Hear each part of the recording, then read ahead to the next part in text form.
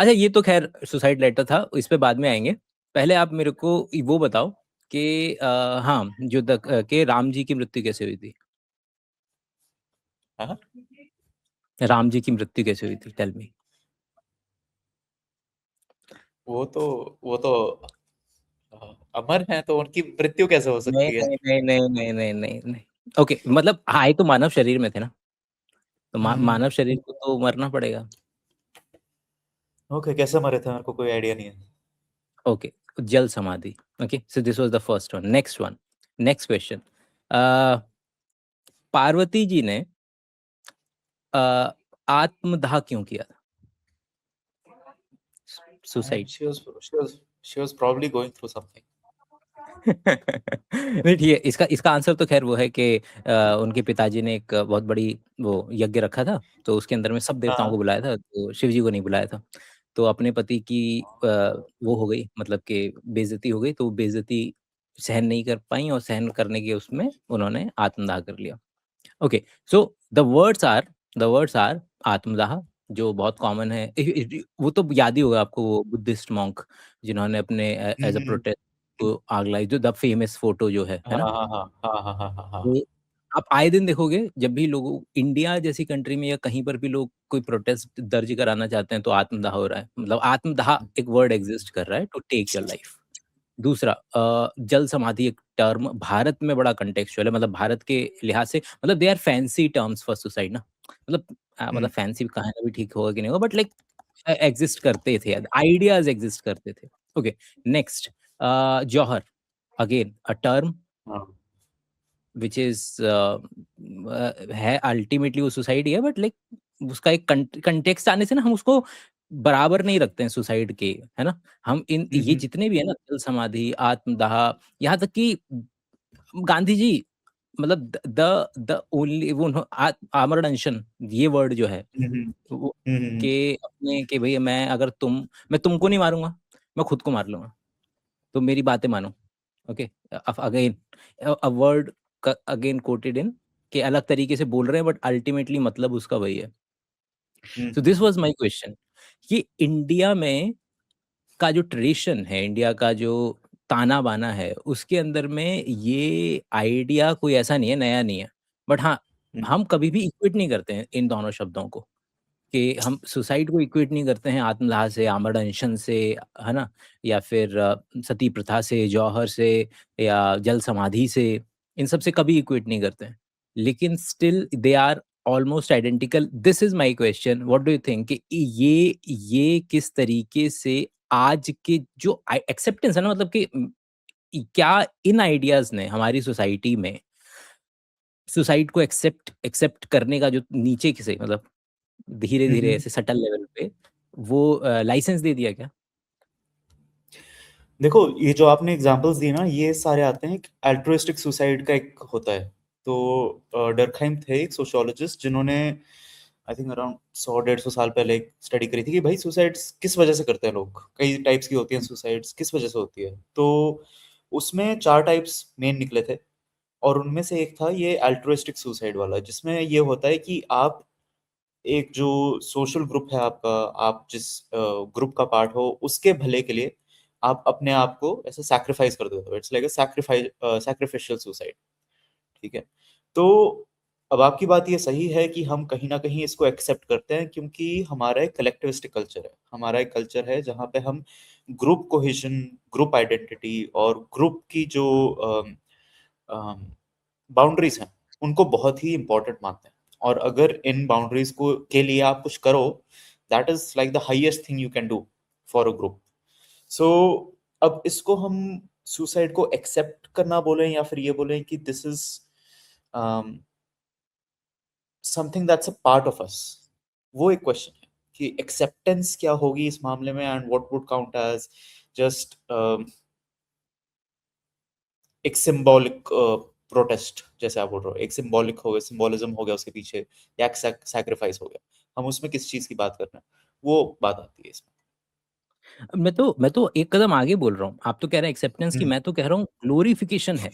Hmm I I don't no कि अगर आपने आनंद आनंद पटवर्धन की एक डॉक्यूमेंट्री है सती के ऊपर में, जिसके अंदर में हम्म मतलब कि इसी इंडिया के अंदर में सती हुआ है, उसके परिवार का इंटरव्यू हो रहा है और परिवार वाले कॉन्स्टेंटली बोल रहे हैं कि we are so proud of her, इतना अच्छा कर दिया उसने, हमारा तो नाम रोशन कर दिया, ये बेहतरीन बात हो गई हमारी। और जैसे कि दोनों ही एक ही थाली के चट्टे-बट्टे होते हैं, तो यही आइडिया डोंट यू थिंक कि ऑनर वाली डायरेक्शन में जाएगा? क्योंकि अभी तो इन लोगों ने लड़की की तरफ से ऑनर को ऊपर कर दिया। अब वही हुँ, हुँ। दूसरी तरफ से जब लड़का अपनी सो कॉल्ड ज़िम्मेदारियों को नहीं निभा पाता है इस मॉडर्न ज़माने में और वो अब दोबारा से किस पे ले लेता है कि अपने अपने कि मैं मेरा ऑनर जो है वो बिगड़ता जा रहा है कि मैं कैसे इसको मैनेज करूँ। मैं इस नज़रिए से इसको देख रहा था कि मैं लिंक जो बिठाना चाह रहा था ग्लोरिफिकेशन जो पुराना हो रहा है वो, उसकी वज़ह हुँ, से एक्सेप्टेंस एक्सेप्टेंस के बाद सेकंड लेयर उसका ग्लोरिफिकेशन, ग्लोरिफिकेशन के बाद ऑनर, ऑनर के बाद जो आज के टाइम के अंदर में वो भी व्यक्ति उसको ऑनर की तरह ट्रीट करता है अगर उससे कुछ नहीं बन पा रहा है, अगर चीज़ें फॉल अपार्ट हो रही हैं, तो वो भी उसको ऑनर की तरह ट्रीट करके खत्म कर देना ज़्यादा मतलब सोच लेता है आई गेस लाइक हुँ, तो हुँ। टेल मी कि एम आई थिंकिंग राइट और anything else like am I missing something? देखो, मैं ये बोलूँगा कि इनकी ना लिंकेज डायरेक्ट नहीं है, लेकिन आपने ये सही बोला कि हम ग्लोरीफाई करते हैं, इस टाइप की सुसाइड को हम ग्लोरीफाई करते हैं। जो ऐसे हो कि आपका you were doing it for a bigger cause, you were doing it for something that's bigger than yourself, उस चीज़ को हम ग्लोरीफाई करते हैं। वो एक हमारा कल्चर है। और ये आप जो भी कलेक्टिविस्टिक कल्चर जहाँ पे भी आपको मिलेंगे, वहाँ पे एक एक फीचर मिलेगा कि अगर आप सैक्रिफाइस के लिए अपने आप को हर्ट करो, अपने आप की जान खत्म कर दो, it's a topic of glorification, ठीक है। जो एग्जाम्पल आप दे रहे हो कि लड़के जो अपनी रिस्पॉन्सिबिलिटीज को पूरा नहीं कर पाते, इसलिए उनको डिसऑनर फील होता है, जिसके प्रेशर में आके वो फिर ये सुसाइड का कदम उठा लेते हैं, वो एक उल्टी टाइप की सुसाइड, ठीक है। जिसमें जो मैंने डरखाइन की सुसाइड बोली थी ना, जिसमें था कि उसको बोलते हैं ईगोइस्टिक सुसाइड, ठीक है। ये दो अलग अलग टाइप की हैं। तो जब आपको ऐसा लगे कि आपकी जो ईगो फुलफिलमेंट होनी चाहिए थी, कि आपको कुछ काम दिया गया था ग्रुप के द्वारा और आप उस काम को पूरा नहीं कर पा रहे, उस केस में जब आप सुसाइड करते हो, तो that is called an egoistic suicide. It's a suicide because you don't feel like you are enough for the group, you're providing for the group what it expects from you. The altruistic suicide is an act of service in this sense. Altruistic suicide को आप ऐसे देख रहे हो कि ये तो आपको काम करना ही पड़ेगा, ठीक है। तो इस वजह से आप जब भी सुसाइड्स होंगी, तो आप दो मेजर रिस्पॉन्सेज देखोगे यूजली, पब्लिक में भी एंड लोगों के बीच में भी। कुछ लोग तो ग्लोरीफाई करेंगे कि यार देखो वो कितने अच्छे इंसान थे और हम उनके लिए बहुत बुरे हो गए, ये दुनिया बहुत बुरी हो गई, कोई उनको बचा नहीं पाया, कोई उनको समझ नहीं पाया, उन्होंने तो इतना सब कुछ किया, इतना सब कुछ सहा, इतना सब कुछ झेला। वो एक ग्लोरिफिकेशन वाली साइड पे आ जाता है कि they did something for the bigger cause, है ना। और दूसरी साइड आ जाती है एकदम पूरा डिसमिसल, जहाँ पे हो जाता है कि ये तो बहुत ही कमजोर इंसान था, इससे तो कुछ होना ही नहीं था, ये तो कुछ किसी चीज के लायक ही नहीं था, इससे इतना सा प्रेशर नहीं झेला गया, तो फिर ये आगे जिंदगी में क्या करता। तो जो हमारे पब्लिक रिस्पॉन्सेज होते हैं वो इसी साइड पे होते हैं। तो इसी वजह से अगर कोई सुसाइड की न्यूज भी आती है ना, सबसे पहले लोगों का क्वेश्चन होता है क्यों करी। मतलब हमें एक रीजन दो, पहले कॉजेशन क्या थी उसकी। कॉजेशन अगर कोई सैक्रिफिशियल कॉज होगा तो हम बोलेंगे कि चलो ठीक ठीक वजह से करी। अगर कोई ऐसा होगा कि पर्सनल फेलियर होगा या पर्सनल एक्सपेक्टेशंस पूरी नहीं कर पाए, या फिर मेंटल इलनेस की बात हो गई, तो होगा कि भाई ये तो ऐसी ही बातें हैं, इसको डिस्कस कर दो पूरा। ये दो मेजर रिस्पॉन्सेज देखने को मिलेंगे आप लोगों से। अगर इसी को मैं एक कदम आगे जो मुझे एक दूसरा ताना-बाना नज़र आ रहा था that was really regarding Devdutt Pattanaik के अनुसार जो चीज़ वेस्ट और ईस्ट को या फिर कह लीजिए कि इंडिया को और बाकी रिलीजन्स को या हिंदुइज्म और बाकी रिलीजन को अलग करता है and that is the idea of rebirth कि रीबर्थ है अपने में और अब्राहमिक रिलीजन में जो मेजर पार्ट है क्रिश्चियनिटी, इस्लाम वगैरह में नहीं है। और क्या क्या लगता है हम्म। कि अपन लोग जो इंडिया वाले हैं जो इस पर्टिकुलर आइडिया से बिलॉन्ग करते हैं, उसके अंदर में ये आइडिया कि भई दोबारा आ सकते हैं, मतलब कि दोबारा आने को मिलेगा, तो ये कोई पार्ट अदा करता है क्या कि हमारे पास दूसरा चांस है? यार देखो, अब इसमें मैं क्वेश्चन ये है कि मैं एविडेंस के हिसाब से बोलूँ या अपने पर्सनल एक्सपीरियंसेस के हिसाब से बोलूँ। एविडेंस इसमें एम्पिरिकल रिसर्च ज़्यादा हुई नहीं है। It's a very unfortunate thing कि इसमें रिसर्च सुसाइड्स में ज़्यादा रिसर्च होती नहीं है, स्पेशली इस एंगल से कि भाई उसमें स्पिरिचुअलिज्म का क्या रोल है, स्पिरिचुअलिज्म उसको कैसे इंक्रीज कर सकता है, वो तो देखते नहीं आप लोग। या देखते हैं तो मेरे को मेरी नॉलेज में नहीं है अभी तक। मेरे एक्सपीरियंसेस में अनफॉर्चुनेटली मैंने ओकेजनली ये देखा है कि जब बच्चे अपने सुसाइडल आइडियाज डिस्कस कर रहे होते हैं, या फिर कोई लड़के होते हैं, कोई भी होता है अपने सुसाइडल आइडियाज डिस्कस कर रहा होता है, कभी ना कभी ये बात आ ही जाती है बीच में कि कोई बात नहीं, वापस आके शायद अच्छी जिंदगी जी लेंगे, इस हुँ। जन्म में तो कुछ नहीं कर पाए, अगले जन्म में कुछ कर लेंगे शायद हाँ, से, हाँ, हाँ, हाँ, ये इस लाइन जन्म में ये तो लाइन हाँ। ये line, this line, yes, this exactly. Is something that I have come across. मतलब ये एक डिस्टर्बिंगली फेटलिस्टिक बोलते हैं ना जैसे एटीट्यूड, कि यार अब तो मेरा कुछ ही नहीं हो सकता इस जन्म में, तो अब इससे हुँ। बढ़िया है कि एक रीस्टार्ट कर लो इस गेम को, एंड उसके बाद शुरू करो। सो वो अब इसमें काफी कॉमन है, जो मैंने एक्सपीरियंसेस सुने हैं, देखे हैं अपनी आंखों से, लेकिन अगेन एम्पिरिकल रिसर्च इसमें काफी कम इसको अगर मतलब अगर बिल्कुल ही खोद करके ग्राउंड से अगर मुझे शुरू करना हो तो मेरा मेरा जो एक क्वेश्चन था जो कि कोर्ट की नज़र से आता है काफ़ी 2-3 क्वेश्चन है जो कि लॉ की नज़र से हैं कि उसमें लॉ का भागीदारी आप बताइएगा थोड़ा बहुत कि जैसे है। द राइट टू लाइफ अगर एग्जिस्ट करता है तो क्या does it not encapsulates the idea of right to death as well. और अब इसका 2 पार्ट में आप प्लीज़ इसको लेकर के जाइएगा। एक अ, लॉ के नज़रिए से क्या है और दूसरा एथिकल या फिलॉसफिकल और एथिकल नज़रिए से क्या है? हम्म, बहुत बढ़िया सवाल पूछा। देखो, ये एक बहुत ही मेजर डिबेट रही है हमेशा से।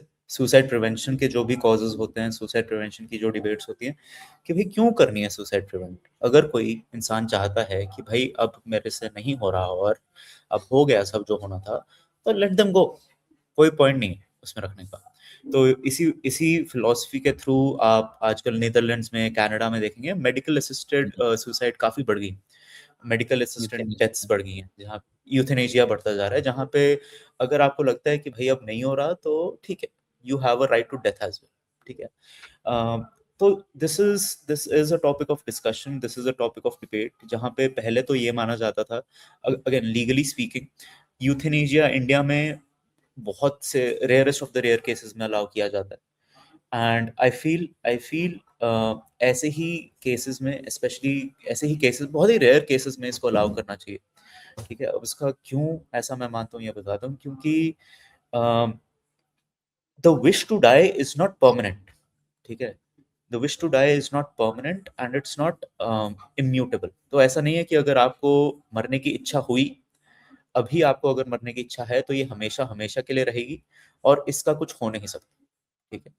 तो इस केस में मेरा आर्ग्यूमेंट हमेशा ये रहता है, specially in the cases of mental illness, you can get better, you can get better, it can go away, the thought can go away. अब जब आप मेंटल इलनेस एक्सपीरियंस कर रहे होते हो ना, आपको बिल्कुल कोई रास्ता नहीं दिखता, आपको बिल्कुल कोई रास्ता नहीं दिखाई देता कि इसके बाद क्या होगा, कैसे ठीक होगा, ठीक होना होगा क्या, ठीक है। लेकिन जब ट्रीटमेंट मिलती है, जब अच्छे से कोऑपरेशन होती है, जब मेडिकेशंस चलती हैं, people get better and they're like यार मैंने क्यों ही सोचा ऐसा, मैंने ऐसे सुसाइडल होने के बारे में सोचा ही क्यों, ठीक है।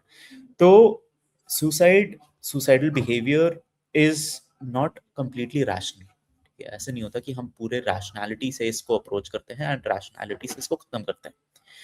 इस वजह से लीगली स्पीकिंग, अब लीगली तो इसमें ज्यादा नहीं, लीगली तो यहाँ तक पहुंची नहीं डिबेट्स, लीगली तो ये है कि भाई आपको जीना पड़ेगा।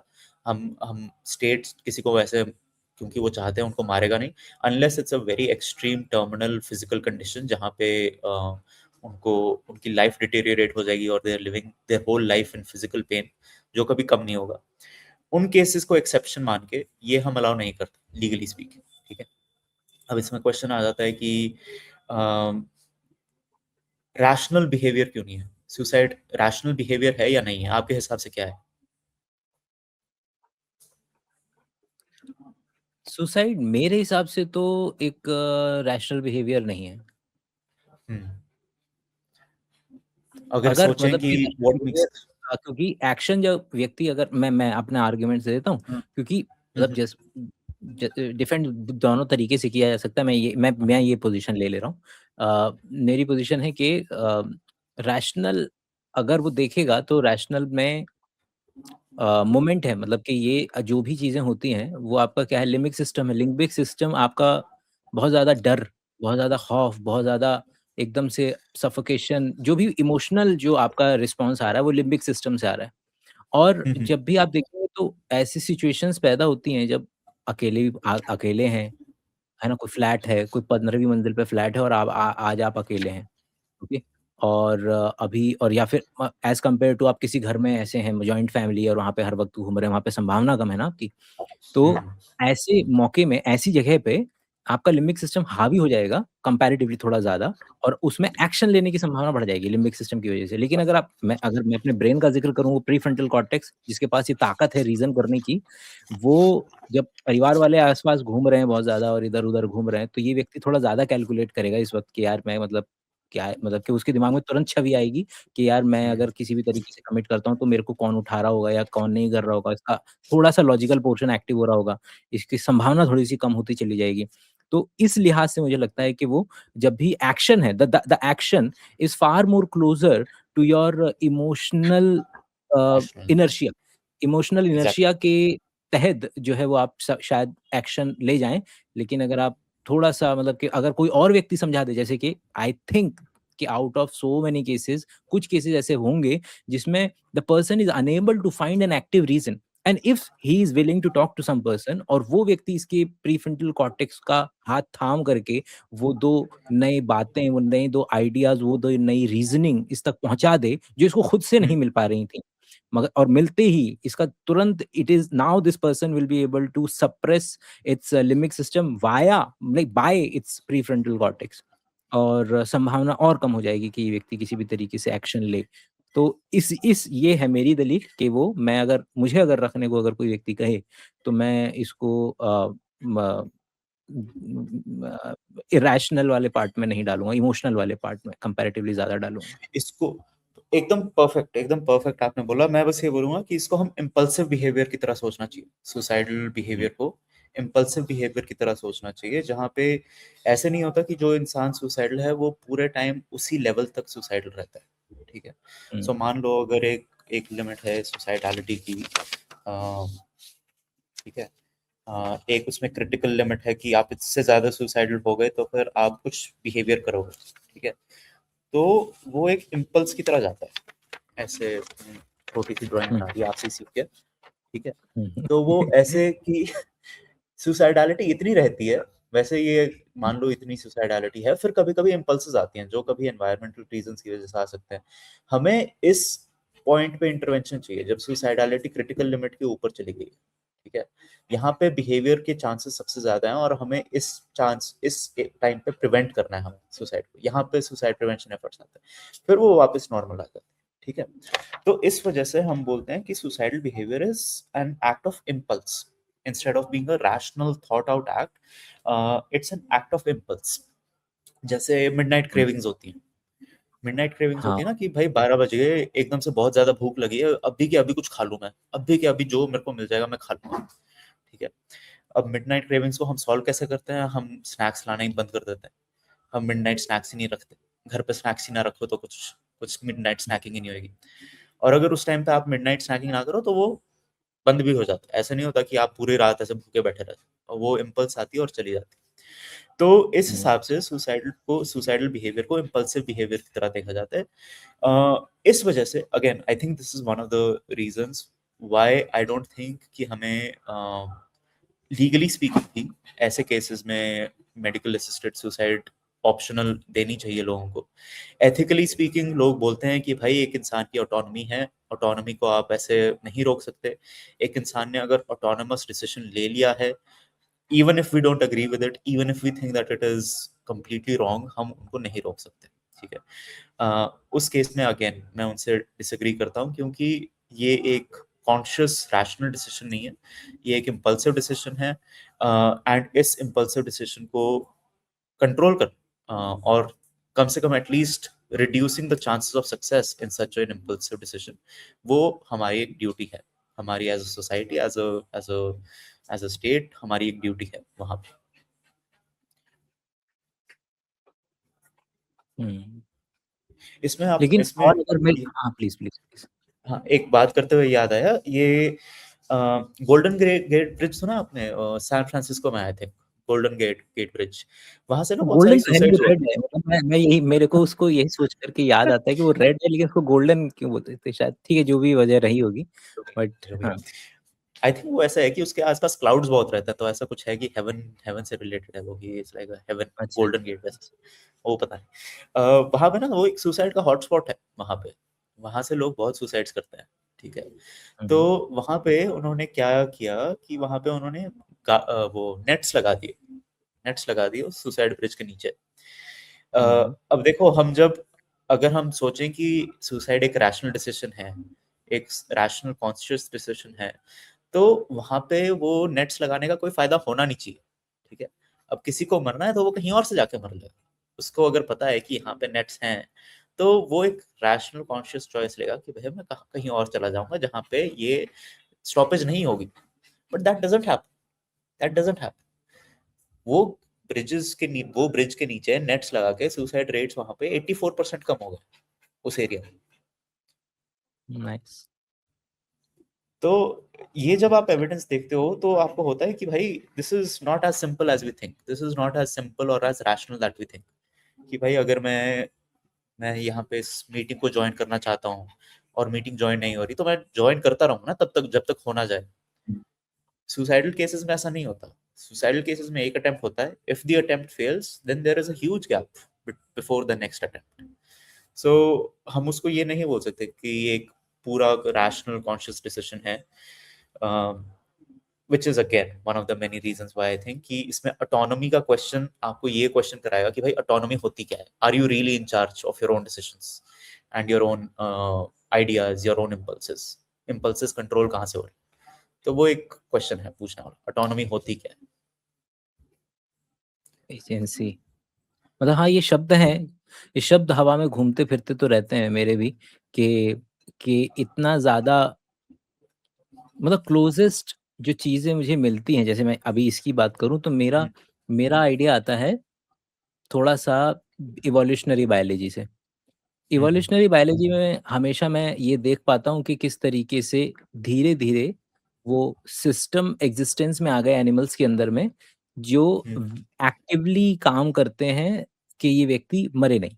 जैसे कि हम्म, एक इंटरेस्टिंग केस, आप खुद की सांस रोक करके अपने आप को नहीं मार सकते, क्योंकि हमारा जो हमारा ब्रेन छीन लेता है एकदम से पावर, क्योंकि जब सांस, जिन लोगों को नहीं पता है, आपको तो खैर पता ही है, कि जस्ट टू हम्म। मेंशन कि जब आप एक्सपीरियंस है सांस रोक लेकिन सॉरी। हाँ, हाँ। ओके।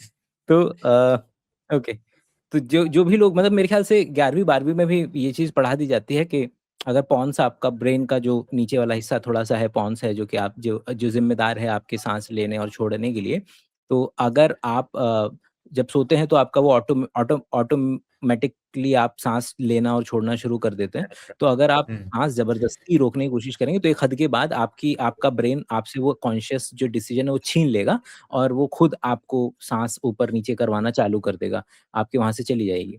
इस तरीके के इतने सारे सिस्टम्स, चाहे वो मेरे, जैसे ही आपके ब्लड में थोड़ा-सा CO2 बढ़ा तो आपकी साँस की गति तेज़ हो जाएगी, दिल की धड़कन तेज़ हो जाएगी, और आपके जो प्राइमल इंस्टिंक्ट्स हैं to save yourself, to live, वो बहुत ज़्यादा तेज़ी से सरफेस पे आ सकते हैं।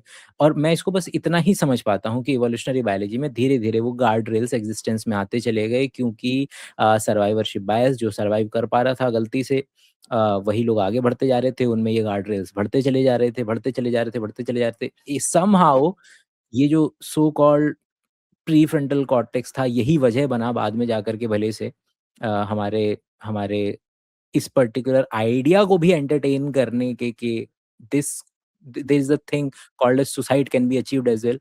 और इसी से मिलता-जुलता मेरा आपसे क्वेश्चन भी था कि एनिमल्स का हमें कोई आइडिया है क्या? कि do we know anything anything about the word suicide and its relation to animals? उफ, यार इसमें ना इंटरेस्टिंग चीज ये है कि सुसाइड में एक इंटेंशनैलिटी होती है ना, हुँ, कि हम एक इंटेंशनैलिटी देख पाते हैं। तो हम एक एनिमल की इंटेंशन कैसे इन्फर करें? अब एनिमल तो हमें आके बताएगा नहीं कि यार मेरी अभी इंटेंशन है सुसाइड करने की, या फिर हम्म मैं यहाँ पे जो मैं ये एक्शन ले रहा हूँ, मैं ये जान कर ले रहा हूँ कि ये मुझे मार सकता है, और मैं उसके बावजूद ये एक्शन ले रहा हूँ। ठीक है, तो जैसा आपने बोला, हमारा प्री फ्रंटल कॉर्टेक्स, जिसकी वजह से हम सोच पाए, हम प्लानिंग कर पाए, हम कोऑपरेशन कर पाए, हम एक दूसरे से लैंग्वेज डेवलप कर पाए, ये सब तो हमने कर लिया। इसी की वजह से हमारा सुसाइडल बिहेवियर भी आया, क्योंकि हम सेल्फ रिफ्लेक्टिव हो गए। हम सोचने लगे कि भाई मेरा यहाँ पे रोल क्या है, मैं क्या कर रहा हूँ यहाँ पे, मैं मैं ऐसा क्यों हूँ, मैं वैसा क्यों हूँ, मैं ऐसा क्यों करता हूँ, मैं वैसा क्यों। This is all a result of the prefrontal cortex ना, एवोल्यूशन का ही रिजल्ट। एनिमल्स में we can not be sure, because we can not be sure about their intentions. उनकी इंटरनल वर्ल्ड में क्या चल रहा है हमें पता नहीं है। तो हम कभी भी गारंटी के साथ नहीं बोल सकते कि उनमें सुसाइड होती या नहीं होती। हम ये बोल सकते हैं कि उसने, एनिमल ने ऐसा बिहेवियर किया जिसकी वजह से उसकी डेथ हो गई। We can not be sure that it was a decision that was made from their end. Hmm. मतलब कि सुसाइड करने के लिए there is a necessity to know the idea of death, like ये प्रीरिक्विजिट है कि जब तक आपको idea of death to terminate something ही नहीं आइडिया है आपको, जब तक, और ये प्रूव करने में ही हम खत्म हो जाएंगे एनिमल्स के अंदर में कि जस्ट टू प्रूव कि उनको डेथ का आइडिया भी एग्जिस्ट करता होगा। मगर अगर मैं इसको एक कदम दूसरे तरीके से पकड़ने की कोशिश करूं, द आइडिया ऑफ मर्डर, क्या भाई इंटेंशनैलिटी, क्या एनिमल्स में मर्डर को लेकर के हमें पता है क्या कुछ कि मर्डर होता है क्या? क्योंकि मर्डर करने के लिए ठीक है, उससे एक कदम एजेंसी चाहिए कि एक्टिव मर्डर के मारना। लिए, मर्डर के लिए आई थिंक अगेन हम उसी क्वेश्चन में आ जाएंगे कि वाज द, अब देखो, एनिमल्स में कॉन्फ्लिक्ट्स तो होते हैं, एनिमल वॉर्स तो होती हैं, एंट्स के बीच में होती हैं, चिंपैंजीज के बीच में होती हैं, लायंस के बीच में होती हैं, जहाँ पे भी ग्रुप्स होते हैं वहाँ पे कॉन्फ्लिक्ट्स होते हैं। मर्डर के लिए ये चाहिए आपको कि आपको पता है कि when I do this, the other person will cease to exist. ठीक है, कि वो उसके बाद एग्जिस्ट ही नहीं करेंगे, वापस लौट के नहीं आएंगे कभी भी। ठीक है? अब उसके लिए हमें ये चाहिए कि क्या वो उनको घायल करना चाहते थे और मर गए, तो उन्हें लगा कि अच्छा चलो ठीक है, पता नहीं क्या होगा, जो भी हुआ खड़ा हो जाएगा, देखी जाएगी। ठीक है, अब अगेन उसमें हमारे यही इंटेंशन आ जाता है कि अब ये मैन स्लॉटर जिसे बोलते हैं ना, man slaughter versus pre meditated murder, उसका क्वेश्चन आ जाता है कि वो गलती से मर गए, हम करना कुछ और चाह रहे थे और जो सामने वाला था वो मर गया गलती से, या फिर वो एक इंटेंशनल डिसीजन था कि हम यहाँ पे जब उनको मारेंगे तो वो मर जाएंगे, एंड उससे हमें कोई फायदा नहीं होगा। ये, अब जो देखो, जो प्रेडेटर्स होते हैं वो मारते हैं दूसरे एनिमल्स को विद द इंटेंशन कि हमें उससे रिसोर्सेज मिलेंगे, हमें उनसे खाना मिलेगा, हमें उनसे पूरा जो हमारा ग्रुप है उसका सर्वाइवल इसी पे डिपेंडेंट है कि मैं उनका मर्डर करूं। इसमें जो हम मर्डर की बात कर रहे हैं उसमें there is no material gain to be made. वो, आई थिंक आपका क्वेश्चन वो है कि जहां पे कोई गेन नहीं होने वाला, कोई ऐसे कंपटीशन नहीं है, कुछ नहीं है, बस उनको मन में आया कि इनको मार दो और मार दिया, वो क्वेश्चन है। एंड आई डोंट नहीं, थिंक नहीं, वी सी दैट। मैं एक्चुअली दूसरे नज़रिए से आ रहा था। मैं एक्चुअली हम्म वही मैं आपने हम हमारी जब बात हो रही थी सुसाइड को लेकर के, उसमें डेथ था, डेथ को लेकर के हमने एजेंसी पे क्वेश्चन किया, तो मैं एजेंसी हम्म को आगे बढ़ाना चाह रहा था कि do they know the idea of ceasing something, कि they will cease to exist ना। जैसे कि सबसे कॉमन है, लाइन्स के अंदर में बहुत कॉमन देखने के लिए मिलता है प्राइड में, कि अगर वो किसी दूसरे झुंड के पास जा रहा है, दूसरे प्राइड पे जा रहा है, तो वहाँ के बच्चों को सबसे पहले मारता है, क्योंकि हम्म उसको अपना जीन्स आगे बढ़ाना है, तो फिर उसको खुद के लिए रिप्रोडक्शन करना है, तो बहुत कॉमन है इन्फेंटिसाइड्स। और हमारे हम्म प्राइमेट्स में भी देखने को मिल जाता है कि जैसे ही आप आ रहे हैं तो बच्चे को मार देना, ताकि अ, आपका जीन जो है सर्वाइवल थोड़ा-सा कंपैरेटिवली ज़्यादा आ जाए। और वो बात इतनी ज़्यादा तक है कि चूहे, अगर कोई कोई फीमेल चूहा प्रेग्नेंट है, तो वो अगर कोई डोमिनेंट मेल आ जाए उधर, तो वो बच्चे तक अबॉर्ट हो जाते हैं। मतलब इस लेवल पर हमने गार्ड रेल्स लगा रखे हैं, for the lack of better word, कि किस तरीके से कि खत्म करने वाला जो आइडिया है at least. But but it's okay, इसको एक कदम पीछे ले सकते हैं, क्योंकि अगेन मैं अगर मर्डर का ज़िक्र कर रहा था तो वो उसका असल वजह मालूम है ये था, उसकी असल वजह थी कि इंसानों में, मैंने जब ये डेटा देख रहा था कि the ratio of male committing a murder, वो तकरीबन 1 मेल के 3-4 मेल करते हैं मर्डर, तो जाकर के फिर एक फीमेल वगैरह मर्डर करती हुई नज़र आती है। और एज़ कंपेयर टू सुसाइड्स के अंदर में भी वो रेशियो बराबर सा नज़र आता है। इट्स जस्ट अ मियर कोरिलेशन के या फिर यहाँ पर कुछ नीचे जाकर के कुछ ऐसा मिलता-जुलता मिल सकता है हमें। तो आई होप कि I was able to tell you um, my um. Question. हाँ, हाँ, हाँ, हाँ, ठीक है। समझ गया, समझ गया। देखो एक तो एनिमल्स वाली बात करें उसमें ना एक क्वेश्चन फिर से आ जाता है कि जो जब एनिमल्स ऐसे इन्फेंटिसाइड करते हैं, लायंस में करते हैं, अबॉर्शंस होती हैं, तो are they acting out of instinct या इंटेंशन? वो एक डिस्टिंक्शन बड़ी ज़रूरी होती है कि भई वो हुँ, इतनी प्लानिंग कर पाते हैं कि हमें पता है कि अगर हम इसको मार देंगे तो इनकी इनकी प्राइड बड़ी नहीं होगी और फिर हमारे लिए रिसोर्सेज़ ज़्यादा बच जाएँगे, या फिर is it all just instinctual for them कि ये तो करना ही करना है, हमें पता नहीं है क्यों करना है, हमें कुछ आइडिया नहीं है, लेकिन ये तो करना ही होता है, ठीक है? तो इसको अगेन आई थिंक इसको हम क्या बोलते थे? एंथ्रोपोमॉर्फाइज़िंग ऐसा कुछ हुँ, ये हुँ, होता है हुँ। ना यही कि यही हम शब्द है। हम अपनी ह्यूमन इंटेंशंस उनकी इंस्टिंक्ट्स पे डाल देते हैं। अगर किसी एनिमल का बिहेवियर इंस्टिंक्चुअल भी हो, हम बोलते हैं कि इसमें इंटेंशन हमें दिख जाती है। जहाँ पे वो इंटेंशन ना भी हो, हम उसमें इंटेंशन ढूँढ लेते हैं। तो वही एक क्वेश्चन आ जाता है कि हम उनके दिमाग में नहीं घुस सकते, तो हमें कभी पता नहीं चलेगा एग्ज़ैक्टली कि भई उनके दिमाग में क्या चल रहा होता है जब ये करते हैं। Are they thinking, are they planning और are they just following their instinct कि भई यहाँ पे ये दिखा तो बस ये करना ही करना है। ठीक है। फिर बात आती है कि मेल्स मर्डर्स भी ज़्यादा करते हैं, सुसाइड्स भी ज़्यादा करते हैं। इसमें देखो वही आ जाता है एक एक अब इसको आप हाइपोथेसिस बोल लो, थ्योरी बोल लो कि males are violent, males are violent. अब इसको आप एस्क्राइब करो नेचर पे करो या नर्चर पे करो, लेकिन ये एक बिलीफ होता है कि जो भी मर्द समाज है, जहाँ पे भी मर्द समाज है, वो बहुत ही वायलेंट होगा towards others and towards themselves, ठीक है? तो अब उसमें ये आ जाता है कि इसी वजह से सुसाइड रेट्स इतने हाई हैं लड़कों में, क्योंकि ये बहुत ही वायलेंट लोग हैं और इनका कुछ किया नहीं जा सकता। अब उसमें मेरा आर्ग्यूमेंट ये रहता है कि कहाँ है ये, मतलब कहाँ पे है ये violence? Where is this violence located? Is the violence located in our biology? हमारी बायोलॉजी में कुछ ऐसा है, ख़ास कुछ ऐसा है, जिसकी वजह से हम इतने वायलेंट हो जाते हैं? और या फिर इन हमारी नर्चरिंग में कुछ ख़ास है ऐसा, जहाँ पे हमको बड़ा ऐसे किया जाता है कि अ, हम इतने वायलेंट रहते हैं, हमको वायलेंस ग्लोरीफाई कर दी जाती है और हम वायलेंट रहते हैं, ठीक है? अब ये ना नेचर नर्चर वाली डिबेट आ गई है एक्चुअली कि मर्द वायलेंट होते क्यों हैं? कोई बोलेगा कि ये इस वजह से होता है क्योंकि टेस्टोस्टेरोन लेवल्स ऐसे होते हैं जिसकी वजह से अ, वायलेंस की एक टेंडेंसी रहती है, एग्रेशन की टेंडेंसी रहती है। कोई बोलेगा कि ये नर्चर का खेल है जहाँ पे लड़कों को बढ़ाई ऐसे किया जाता है कि तुम्हें जो करना है करो, तुम्हें कोई कुछ नहीं बोलेगा और अगर किसी ने कुछ बोला तो तुम उनको मार पीट के जो तुम्हें चाहिए तुम ले सकते हो।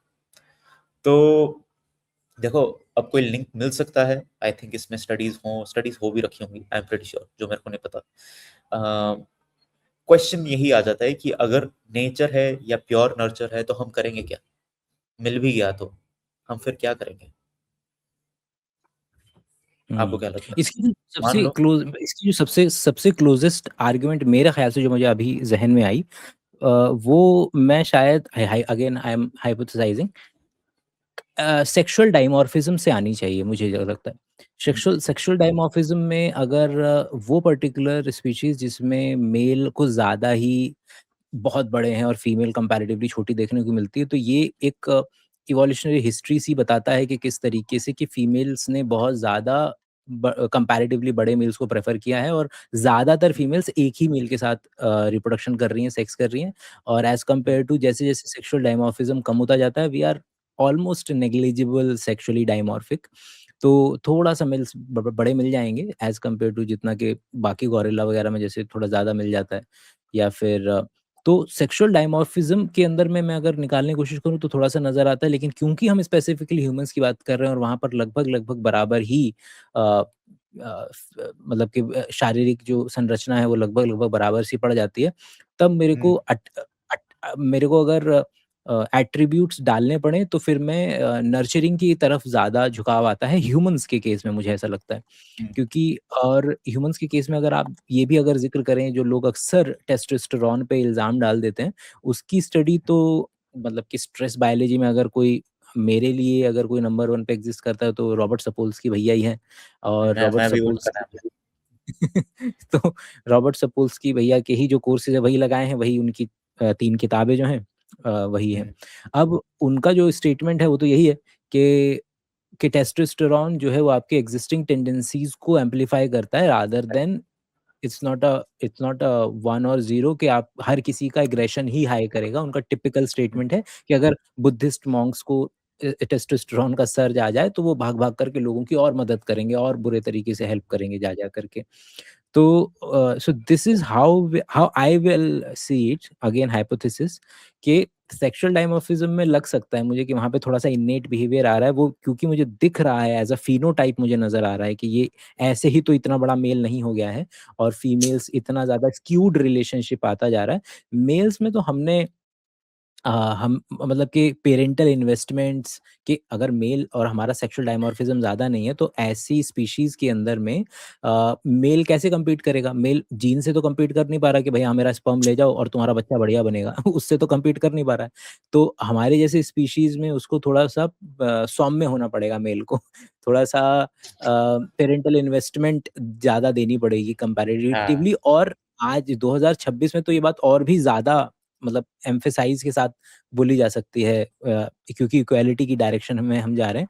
मैं इसको आप वहाँ पर ले जाना चाहता हूँ क्वेश्चन को, कि अगर वायलेंस से ही हम बढ़ रहे हैं और वायलेंस पर ही दुनिया वाले इल्ज़ाम लगाते हैं, तो फिर इसका मतलब है मुझे कोई भी कंट्री, कोई भी राज्य, कोई भी जिला ऐसा नहीं मिलना चाहिए जिसमें एक मिनिमम सैंपल साइज़, अगर मैं मान लीजिए कि 5,000 10,000 का सैंपल साइज़ ले लेता हूँ। मुझे कोई भी ऐसा सैंपल साइज़ नहीं मिलना चाहिए जिसमें औरतों का नंबर ज़्यादा बढ़े सुसाइड का एज़ कम्पेयर टू फीमेल। अगर मैं दोबारा से जिन लोगों को रीज़निंग को रिमाइंड करा दूँ कि हमारी रीज़निंग यहाँ से निकली थी कि हमने इक्वेट करने की कोशिश की suicide 1:3 male to female as compare to murder 1:3, दोनों को इक्वेट किया। फिर हम उनके नीचे जब गए तो हमने देखा कि अरे! क्या एग्रेशन पे इल्ज़ाम लगाया जा सकता है? और फिर वहाँ से हम थोड़ा-सा डाइग्रेस किए। अब मैं वापस से वायलेंस पे ही आ रहा हूँ और सेकंड हाइपोथेसिस जो मैं दे रहा हूँ व्हिच इज़ कि वायलेंस पर इल्ज़ाम अगर इतना ज़्यादा लॉजिकल है तो फिर मुझे अगर इफ और देन वाला स्टेटमेंट कि if violence is the main cause जिसकी वज़ह से दोनों हो रहे थे, मतलब मर्डर भी और सुसाइड भी, वो धराशायी हो जाना चाहिए। अगर मुझे कुछ चुनिंदा ऐसी जगह भी मिल जाएँ, जहाँ पर फीमेल्स की सुसाइड रेट मेल से ज़्यादा जा रही है। तो माय क्वेश्चन इज़ कि do we know such countries, such time points in history, India, foreign, अलग-अलग जगह जहाँ पर कभी हमें ये देखने को मिला हो कि फीमेल्स जो हैं वो नंबर ऑफ सुसाइड्स जो हैं वो बढ़ गई हैं? मतलब ज़्यादा हैं as compare to male. Currently speaking no, currently speaking we don't find that.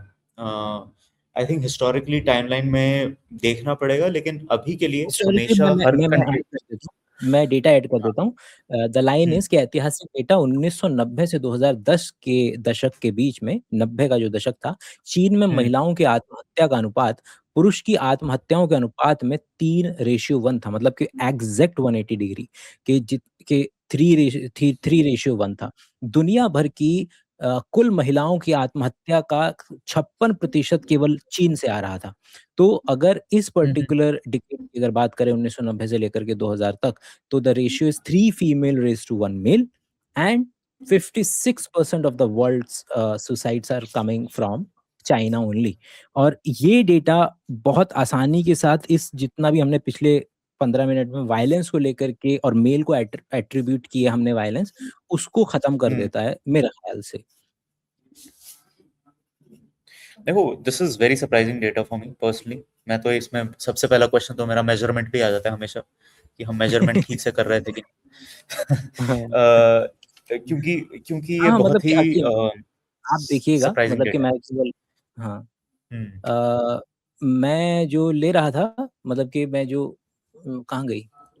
The book I was following was अरे निकालो। I will let you know कि बट अगेन हाँ। आपको तो आप तो निकाल ही लेंगे 2 सेकंड के अंदर में। बट ख़ैर, तो ये पर्टिकुलर आइडिया के म it's very also from an intuitive way के मिले तो होंगे, ऐसा समय रहा होगा जब हम्म। कंपैरेटिवली फीमेल्स का या तो फीमेल्स के ऊपर दबाव ही समाज का इतना बड़ा ज़्यादा दबाव रहेगा जैसे ज्यादा। जौहर है। जौहर क्या है ना? जौहर क्या है? जौहर है a skewed I think so. Suppression of मतलब कि फीमेल्स पे अगर ज़िम्मेदारी ऑनर की आ जाए, तो मुझे क्या देखने को मिलेगा? मुझे देखने को मिल सकता है कि उतने लोग शायद जंग के मैदान में जाकर के नहीं मर रहे हैं, जितने के जौहर करके जिन्होंने अपना शरीर जो है वो त्याग दिया फॉर लाइक जस्ट टू पे रिस्पेक्ट अ, राइट? तो आई एम मुझे नॉट मुझे श्योर कि वो इतनी चाइना में यस मैंने इतनी हिस्ट्री पढ़ी नहीं है, हाँ। मेरे को बता सकते हो कितना कितना कॉमन था जौहर पास में? मतलब मैंने हिस्ट्री ज्यादा पढ़ी नहीं अ, है, बहुत ही ये बड़ा नहीं ब्लाइंड। मैंने भी बिल्कुल नहीं पढ़ी है। मैं भी इसको बस इनको बस क्योंकि मैं तो भाषा विज्ञान के नज़रिए से आ रहा हूँ केवल और केवल कि अगर ये शब्दावली एग्ज़िस्ट करती है, आत्मदाह, आमरण-अनशन, है ना? तो मैं तो केवल उसके नज़रिए से आ रहा हूँ कि अगर ये शब्दावली एग्ज़िस्ट करती है, वोकैब्युलरी एग्ज़िस्ट करती है, तो these ideas were entertained in the society. Acceptance of was course. There. अगर एक्सेप्टेंस वाज़ देयर तो मैं केवल उतना ही लेकर के अपने क्वेश्चन्स को कंस्ट्रक्ट कर रहा हूँ क्योंकि सच सही मायने में देखें आप तो वाक़ई में 2 खेमे हैं भारत के अंदर में वो like blatantly deny there is one section who blatantly deny कि ऐसा सती प्रथा टाइप का तो कुछ था ही नहीं और like there is the other खेमा जिसमें हम राजा राम मोहन रॉय वग़ैरह को पढ़ते हैं कि जी नहीं उन्होंने उनकी भाभी को सती में बैठना था, फिर उन्होंने रोका, फिर समाज के अंदर में उन्होंने बदलाव लाया, चेंज लाया। फिर हमारे पास लेटेस्ट में वही आनंद पटवर्धन की जो डॉक्यूमेंट्री थी वो यूट्यूब से हटा दी गई है। इंस्टाग्राम की कुछ क्लिप्स हैं मेरे पास पड़ी हुई जो मैं वही हमारे पास बीच में पट्टी लगी रहती है, यहीं पे वीडियोज़ चलती रहेंगी थ्रूआउट हमारी टॉक के। तो आनंद पटवर्धन की जो वीडियोज़ हैं वो कुछ हमें देती हैं लेकिन these topics are again so sensitive ना ये लोग इन लोगों को शायद सुसाइड पे इतना वो नहीं है जितना कि दोबारा से ऑनर लेकर के हमारे पीछे पड़ जाएँगे कि तुमने हमारे इतिहास के इस ऑनर जो आइडिया है मतलब इनडायरेक्टली दे विल प्रूव अस कि ऑनर को लेकर या के ही हमारे पीछे पड़ेंगे मगर मैंने लेकिन कुछ नहीं उससे किया, क्या सब इसका आइडिया था, ठीक है, सारा इसका आइडिया था। मैं तो जी यहाँ पर कि उस पे टॉपिक पे बात करने आया था ये वो है ना क्या नाम है वो वाली मूवी अरे नायक नायक की मूवी के अंदर बोलता है मैं तो जी यहाँ मूतने आया था बस ये लोग पकड़े हैं खैर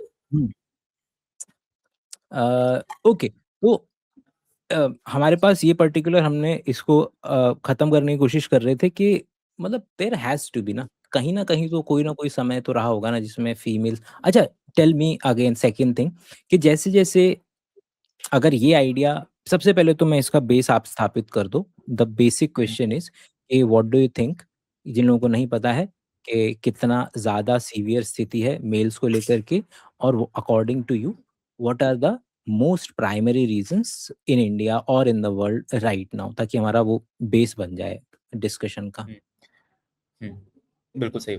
देखिए, दुनिया में आज की तारीख में एटलीस्ट कोई ऐसा देश नहीं मिलेगा आपको जहाँ पे male to female suicide rates 1 to 1 है या फिर they're in favour of women. हर जगह 2 to 1, 3 to 1, 4 to 1 रेशो रहता है when it comes to suicides among main and women.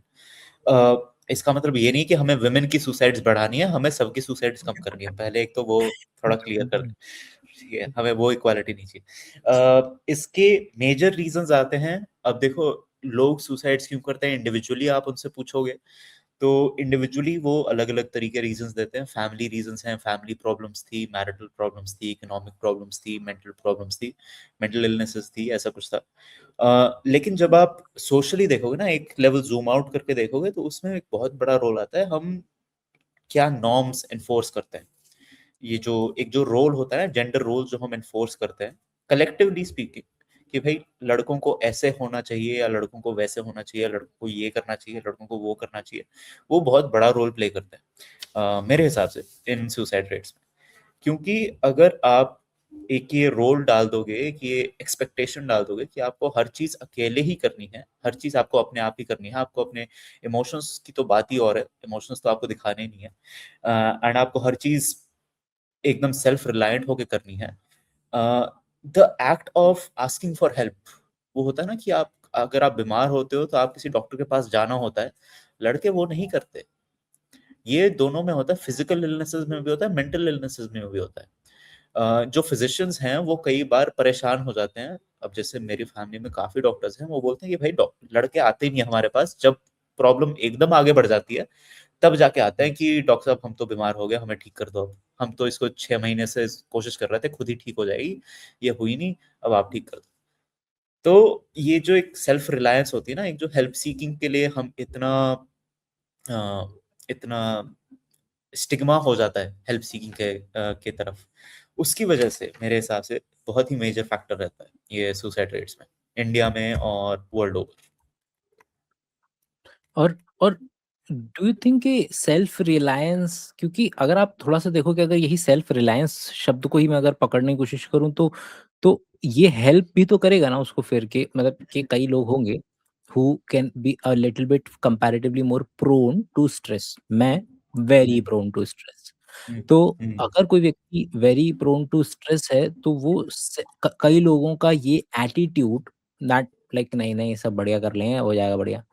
Hmm, do you think like ये दो धारी तलवार है, यही चीज है जो बिल्कुल। कि इन लोगों को इन लोगों को जाने से भी रोक रही है, लेकिन maybe in some of the cases it might be helping them as well. Am I thinking largely right? It's actually protective, बिल्कुल लार्जली एक्चुअली प्रोटेक्टिव है। ठीक है, लार्जली प्रोटेक्टिव रहती है, क्योंकि देखो जिंदगी में इतने सारे स्ट्रेसर्स हैं, अगर आप हर स्ट्रेसर के लिए हेल्प सीख करने लग गए तो आप अपनी खुद की आइडेंटिटी लूज कर दो। ठीक है, तो जैसे आपने बोला कि अब मैं फिर से वही बोलूंगा कि मैं अपना एक छोटा सा चार्ट बना दूंगा, मेरे को चार्ट बनाना बड़ा पसंद है, आपसे सीखा है मैंने।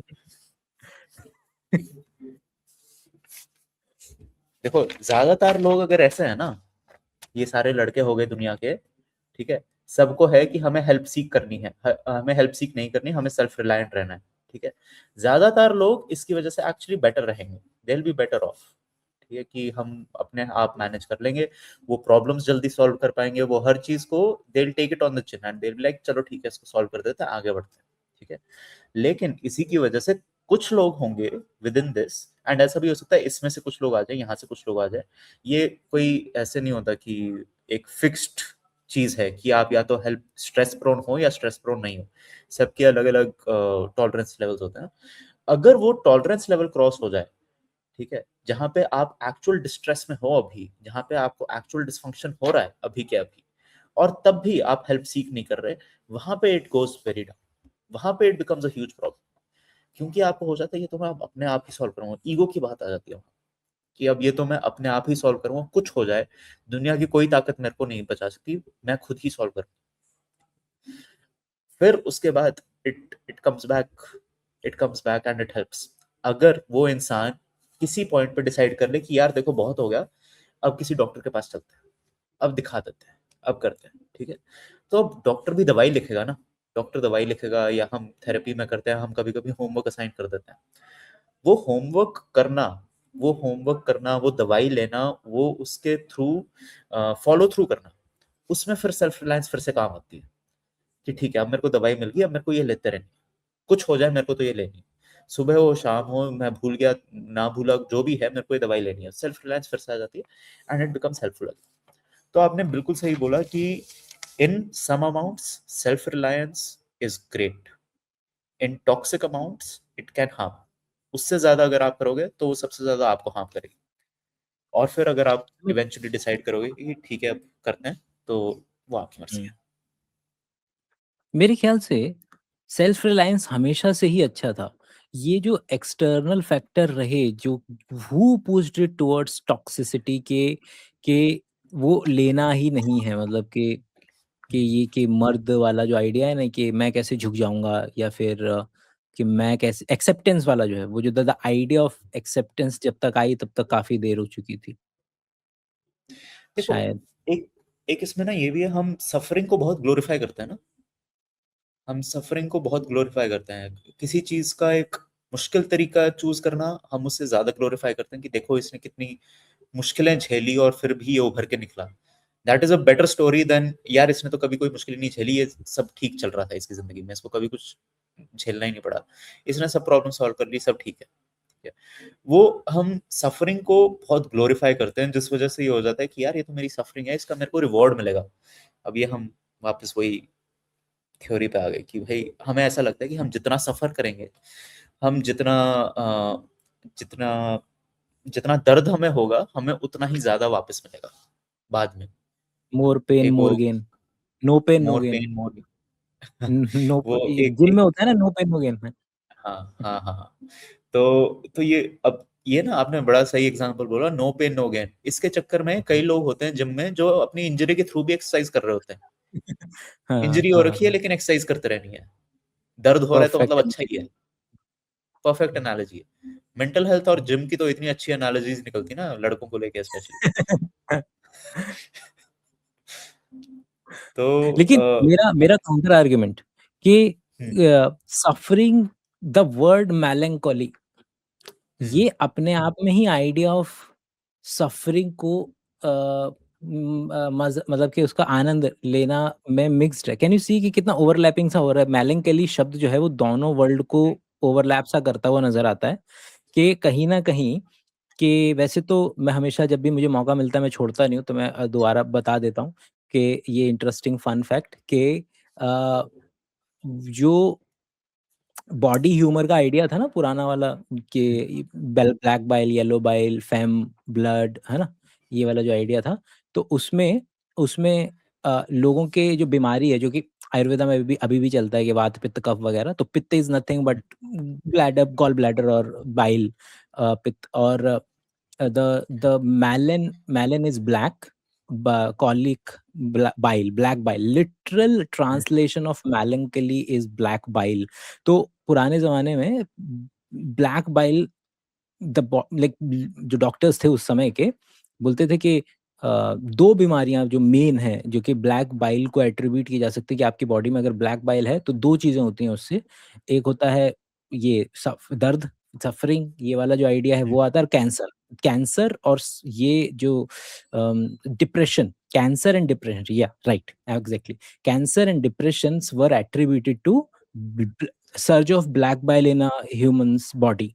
और वहीं से द वर्ड मेलंकोलिया और मेलंकोलिक स्लोली स्टेडली, वो कसरत इस्तेमालात, मतलब के होते आज हम दर्द भरे नगमे के लिए जो सिनोनिमस वर्ड इस्तेमाल करते हैं, कि दैट इज मेलंकोलिक सॉन्ग्स।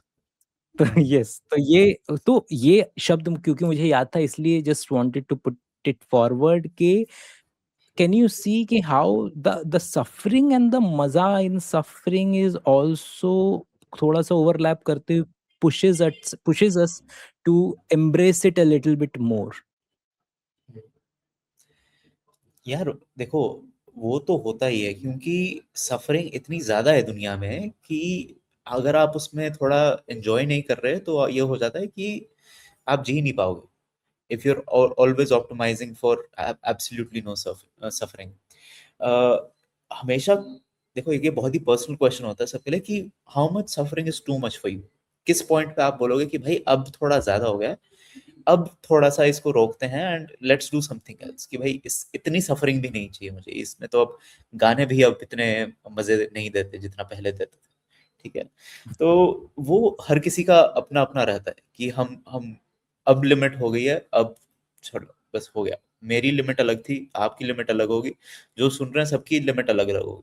लेकिन मेरा अब ये रहता है कि अब उस लिमिट तक पहुंचना ही क्यों है, उससे पहले ही थोड़ा सा अगर हो सके, थोड़ी सिंपल चीजों से अगर आप अपनी सफरिंग कम कर सको, कर लो, थोड़ी सी आपकी जिंदगी बेहतर हो जाएगी। Why not do it. इसमें ना एक बहुत ही इंटरेस्टिंग कंसेप्ट था, किसका था भूल गया मैं। लोगों को अपनी सफरिंग कंफर्टेबल लगने लग जाती है। हुँ, एक बहुत ही पोएटिक सा आइडिया है कि आपकी सफरिंग आपको हुँ, कंफर्टेबल लगने लग जाती है, टू द पॉइंट कि अगर सफरिंग ना हो तो you don't know what to do. आपको पता ही नहीं है कि अब क्या करेंगे, तो इसलिए आपको लगता है कि यार ये चलने दो, ये चलने दो। कौन था मेरे को अब नाम नहीं याद आ रहा, बट ये बहुत ही रियल एक्सपीरियंस है हम लोगों का कि a known pain is better than un um. Unknown unknown alternative. तो बस ऐसे ही लेकिन चलते रहे। मैं तो इसको ब्रेन के लेवल पे ले जाना चाह रहा था कि कितना हम्म, ज़्यादा ये they are not two independent spheres, ये दोनों इतना बढ़िया तरीके से एक दूसरे के साथ स्पेक्ट्रम बना रहे हैं। अगर like for the sake of examples, your sexual fetishes में गो फ्रॉम केवल और केवल पकड़ने से लेकर के बीडीएसएम तक। और बीडीएसएम जहाँ पर आपका suffering, physical pain is coming into existence and you are enjoying it. Can you see कि मैं I am trying to bring in the argument कि किस तरीके से कि ये स्पेक्ट्रम ही था जो धीरे-धीरे एक-एक कदम हम लेते जा रहे थे, थोड़ा-सा मज़ा आ रहा था, उसको एक कदम बढ़ाया, सफरिंग को एम्ब्रेस करना, सफरिंग को एन्जॉय करना व्हिच गोज़ मुकेश और रफ़ी के नगमे से शुरुआत होती है कि आपके आँसू तक निकल जाते हैं और सुनते हुए से लेकर के और फिज़िकल पेन भी आ जाए, इमोशनल पेन तो है ही है उसका मतलब कि ऑल्दो ब्रेन का सेंटर ऑलमोस्ट सेम है फिज़िकल और इमोशनल का। और हम्म, करते आप फिज़िकल पेन को भी कुछ लोग एन्जॉय करने लगते हैं, जैसे कुछ लोग हैं बिल्कुल physical pain is off the table, but sometimes you will find people who are into it. Okay, वो फिज़िकल पेन और suffering, embracing it, loving it, enjoying it. और कभी-कभी वो टिपिंग पॉइंट आएगा। That tipping point is no return point. तो uh, केवल और केवल just to understand the idea of suffering and to enjoy suffering, ये मैं बस करना चाह रहा हूँ, not trying to imply anything. Hmm. इसमें ना मैं ये भी एक एक क्वेश्चन मेरा ये भी रहेगा कि is it really a spectrum hmm. जहाँ पे हम ये बोले इमोशनल सफरिंग को एंजॉय करना इज अ लेवल लोअर या फिर a level milder than enjoying physical suffering? Can we really put it on the same spectrum अगर एट द मैं सेम अगर टाइम? मैं अगर मैं नहीं भी लूँ, लेकिन कम से कम इसको तो आप मानेंगे ना कि विरह विरह लिटरली रागों से लेकर के राइटिंग्स में लेकर के कि ये ना थी हमारी किस्मत के विसाले यार होता, अगर और जीते रहते तो यही इंतज़ार होता। तो इंतज़ार को लेकर को, विरह को लेकर के जितना रोमांटिसाइज़ किया गया है लिटरेचर में, आपको वहाँ तो कोई मेरे ख़्याल में कि शक-ओ-शुबा नहीं होना चाहिए कि हम कितना ज़्यादा सफ़रिंग को रोमांटिसाइज़ किए हुए हैं, उसमें उस वक़्त को फ़ील करना, उस चीज़ों में एन्जॉयमेंट ढूँढना। तो मैं बस ये जानना चाह रहा हूँ कि क्या ये enjoyment forces you to stay in that state? क्योंकि अगर ये नॉन ने सोचो कि अगर मान लो कि जैसे मैं आपको फ़िज़िकल पेन दे रहा हूँ। फिज़िकल पेन आपके लिए इतना नॉन नेगोशिएबल है कि आप तुरंत वहाँ से उस पोज़ीशन से हटना चाहेंगे, जैसे हाथ जला, कोई चीज़ लगी। लेकिन ये इमोशनल वाला पेन इतना कमीना है कि इसमें आनंद आने लगता है, और जब आनंद आने लगता है तो you tend to stay there, और that becomes such an weird state to be in कि वो आनंद भी ले रहे हैं आप और वहाँ से, और दैट बिकम्स अ पॉसिबिलिटी कि आप उस जगह को छोड़े भी ना। यही तो कॉन्ट्रडिक्शन है यार हमारी। ये मतलब इतनी इतनी बढ़िया चीज है ना ये। मतलब this is one of the best things हम इंसान जो करते हैं। मतलब मैं तो इसकी ऐसे ब्यूटी सोचता रहता हूँ कि आप किसी से बोलो भाई आप सफर करना चाहते हो, आप चाहते हो कि आपकी जिंदगी में दर्द हो, वो बोलेंगे नहीं चाहते तो नहीं है लेकिन दर्द तो होता ही है, दर्द का तो आप आनंद उठा सकते हो, आप और क्या ही कर सकते हो, है ना? और फिर जैसे आपने बोला क्योंकि हम उसमें आनंद उठाने लग जाते हैं तो हमें हो जाता है कि ठीक है अब आनंद आ रहा है तो इसको अब आनंद को कम क्यों करना। ये एक वो पैरासिटिक रिलेशनशिप बन जाता है ना दोनों का। पैरासिटिक बोलो सिम्बायोटिक बोलो कि आपको आनंद इसलिए आ रहा है क्योंकि आपकी सफरिंग है, आपकी सफरिंग इसलिए हो रही है क्योंकि आपको इसमें आनंद आ रहा है, तो वो साइकिल ही नहीं टूट रही। हुँ, इसमें मेरे को एक वो भी याद आता है कि विक्टर फ्रैंकल की बुक पढ़ी है आपने, मैन सर्च फॉर मीनिंग? उसमें ना ये उसमें से जो भी पढ़ते हैं उसको, मेरे को हमेशा सरप्राइजिंग लगता है कि उसमें मीनिंग ढूंढते हैं कि आपको अपनी सफरिंग में मीनिंग ढूंढना चाहिए। मतलब आप सफरिंग तो होगी ही, आप उसमें अपना एक मीनिंग ढूंढिए कि इसका एक बड़ा मीनिंग क्या हो सकता है, इससे आगे क्या मीनिंग हो सकता है इसका। लेकिन वो एक बहुत ही इंपॉर्टेंट चीज भी बोलते हैं अपनी बुक में। बहुत पतली सी बुक है, कोई भी पढ़ सकता है। मैं आई थिंक सबको पढ़नी चाहिए जो भी ये देख रहा हो, कि भाई कोई ऐसी सफरिंग मत में मीनिंग मत ढूंढने लग जाना जो आपकी चॉइस की हो। कि अगर आप चूज कर सको कि ये सफरिंग ना हो, तो don't choose suffering for the sake of it. अगर ऐसी सिचुएशन है जहां पे आपके पास कोई ऑप्शन ही नहीं है, जैसे उनको कंसंट्रेशन कैंप्स में बंद किया हुआ था, he had no option but to find meaning there. अगर वो वहां पे मीनिंग ना ढूंढते तो वो he would have been a suicide victim, he also admits that. वो इसका भी वार्निंग देते हैं कि इसका मतलब ये नहीं है कि आप मीनिंग को ढूंढते ढूंढते आप सफरिंग को ढूंढने लग जाओ, और फिर उस सफरिंग में आप मीनिंग ढूंढने लग जाओ। And I think Rockstar that is the Rockstar में जैसे। premise ऑफ रॉकस्टार का premise ही शुरू यही है कि he is looking for suffering so that he can attain that state. तो अगर आपके तो मेरे ख्याल से फेवरेट भी है, थोड़ा-सा उस पे रोशनी डालें कि how that movie actually tells you the idea of कि if you're chasing suffering so that you can attain that terminal position के वहाँ जाके मैं म्यूजिक क्रिएट करूँगा, जाऊँगा जब। But if it is going to happen, it is going to happen by its course, like you can not summon it. Force it. हाँ, हाँ, ये नहीं कर सकते आप, मेरे को तेरे से प्यार हो गया, अब मेरे को छोड़ के चली जा ताकि फिर मेरे को मैं फिर अच्छे से गाने बना पाऊँ। इट्स द एब्सोल्यूट, वो जो ग्रीफ जो ट्रक की तरह हिट करती है ना आपको, जब किसी आपके प्यार की मौत हो जाए एंड आप उनके साथ ना हो पाओ उस समय में, क्योंकि सिचुएशंस ऐसी हो गई, आप काम ऐसे हो गए। दैट इज व्हाट मेक्स, आप उसको चूज नहीं कर सकते, आप उसको ऐसे नहीं कर सकते, आप लैब में उसको रिक्रिएट नहीं कर सकते उस कंडीशन।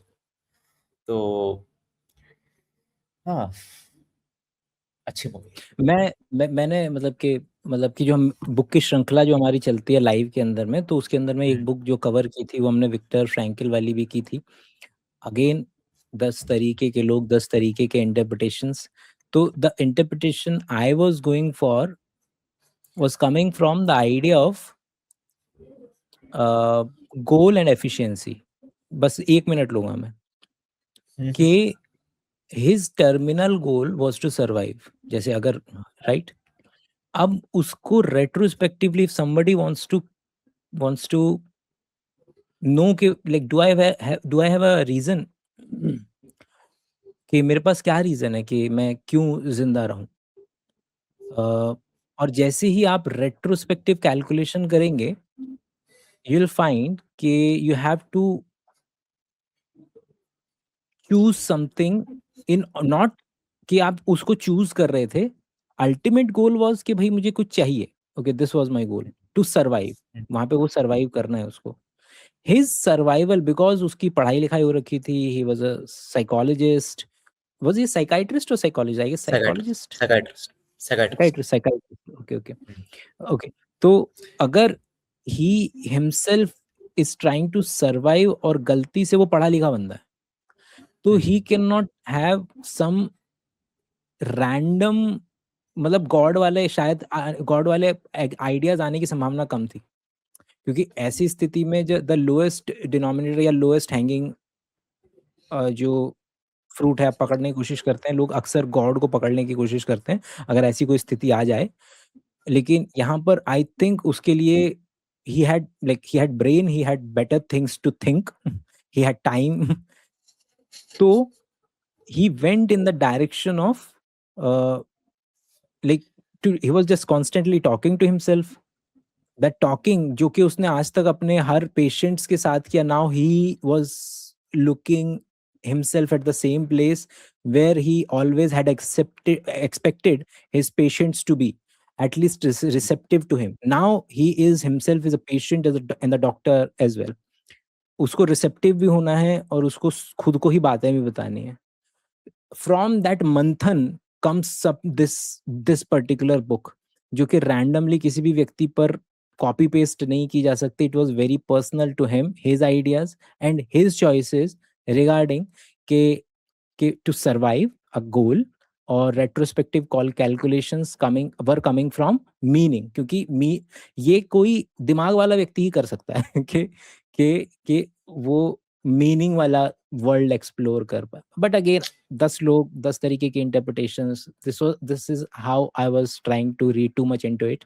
तो but I think we are digressing too much. वापस से मैं लेकर के आता हूँ कि द अनदर आइडिया कि जो हम शुरुआत कर रहे थे कि द लेटर जो अभी हमें दिख रहा है इस वक्त स्क्रीन पे, ये इसलिए क्योंकि कभी भी अभी भी आई नो द डेटा, उसके बावजूद आज तक कभी भी जब मुझे कोई व्यक्ति कहता है ना कि समवन कमिटेड सुसाइड, है ना, आई आई लाइक कभी भी मैं ये इमेजिन नहीं कर पाता हूँ कि कोई गरीब घर है, कोई किसान है, कोई बनियान के अंदर में कोई व्यक्ति ऐसे गरीब हालत में जो है वो, it always comes into my mind कोई हाई राइज़ बिल्डिंग के अंदर में कोई बंदा बढ़िया-सा और कम उम्र का, उम्र कम, बढ़िया, और वो क्या नाम है, और समबडी हैज़ कमिटेड सुसाइड। ये लेटर हमेशा it forces me to think otherwise. तो जिन लोगों को भी नहीं पता है, एक लेटर है किसान का जो कि खून से ही लिखा हुआ है। बस मैं जस्ट पढ़ देता हूँ कि 4 महीने हो गए अभी तक मिले चना बेचे बुधवाड़ा सोसाइटी में। मैं प्रेमाइज़ देता हूँ ताकि थोड़ा-सा मैं पढ़ूँ तो समझ में आए कि उस व्यक्ति ने अपने बेचा हुआ था, चने जा चुके हैं, वो पैसे आने थे, पैसे अभी तक नहीं आए हैं, जो जीवन यापन होना था वो नहीं हो पा रहा है। सिचुएशन इतनी ज़्यादा डायर हो चुकी है कि उस व्यक्ति ने ये कदम उठाया है और उसने इसको दोनों तरीकों से इस्तेमाल किया है कि उसने अ, सिस्टम को दोषी भी ठहराया है और कमिट भी कर लिया है। तो ये उनका एक वो चुनिंदा ईज़ी गोइंग लेटर्स में से है, क्योंकि लेटर्स तो बहुत सारे अवेलेबल हैं, बट ये थोड़ा-सा एक्सेप्टेबल वाला लेटर है, इसलिए इसको हम यहाँ लगा रहे हैं, वरना ज़्यादातर लेटर्स आप पढ़ नहीं पाओगे ज़्यादातर कंडीशन के अंदर में। This is very very neutral neutral toned and to the point letter, जिसके अंदर में व्यक्ति कह रहे हैं कि 4 महीने हो गए हैं, अभी तक मिले चना बेचे बुधवाड़ा सोसाइटी, फिर सिवानी तहसील, सिवनी, मध्य प्रदेश। किसान जाकर पूछते हैं कि हमारा चना का पैसा कब दोगे? तो मैं लिख रहा हूँ खून से, स्याही ना समझना। किसान है, चना मतलब कि मेबी मतलब जैसे भी वो जितना भी समझ सकते थे उतना लिखा है उन्होंने। चना पैसा कब दे दो? 2 दिन में पैसा नहीं मिले तो अत्तम लिखा है, मतलब आत्महत्या करा हूँ। और फिर उन्होंने पूरा एड्रेस, नाम वगैरह, और मेरा नाम संत कुमार है, नंबर वगैरह दे कर के, और उन्होंने आखिरी में उसको भी जवाबदेही भी माँगी है कि जवाबदेही है, पूरे जिले के अधिकारी रहेंगे और दिनांक इतना, इतना, इतना, अगर इन 2 दिनों तक ना मिला पैसा तो वो व्यक्ति जो है आत्महत्या कर लेंगे, और like which he actually did. तो यहाँ से 2 क्वेश्चन्स निकल रहे हैं। Please take your time to tell me किस तरीके से ये जो मेरे ज़हन में हमेशा, और आई एम प्रिटी श्योर कि ज़्यादातर लोगों के ब्रेन में हमेशा इमेजेस एक हाई राइज़ सोसाइटी में बहुत ज़्यादा पैसे, कि जी लोग अक्सर इल्ज़ाम लगाते हैं ना, अरे पैसा बहुत है, टेंशन लेते रहते हैं फालतू की, जब सब जीवन में सब बढ़िया चल ही रहा है तो क्यों ये फालतू की ये हरकतें करनी है। ये the hmm, typical mentality which I also had. But वो the reality is far from it, कि द मेजर चंक कहाँ से आ रहा है वो प्लीज़ उसको कवर कर लीजिएगा। And the second part that I want you to take is कि जब ये पर्टिकुलर चीज़ें सोसाइटल प्रॉब्लम्स होती हैं, इकोनॉमिकल प्रॉब्लम्स होती हैं, और they manifest themselves in terms of suicide. लेकिन हुँ, अब जिस पर्टिकुलर सिस्टम को हेल्प करना था इन चीज़ों को प्रिवेंट करने के लिए, अ, वही फ्लैग बेरर्स बन जाते हैं इस पर्टिकुलर चीज़ों को अंजाम देने के लिए। और ये लेटर उन दोनों ही चीज़ों को बहुत अच्छे से दिखा रहा है कि एक एक इकोनॉमिकली निम्न तबका किसान, और दूसरा the society forced him to do this. Hmm.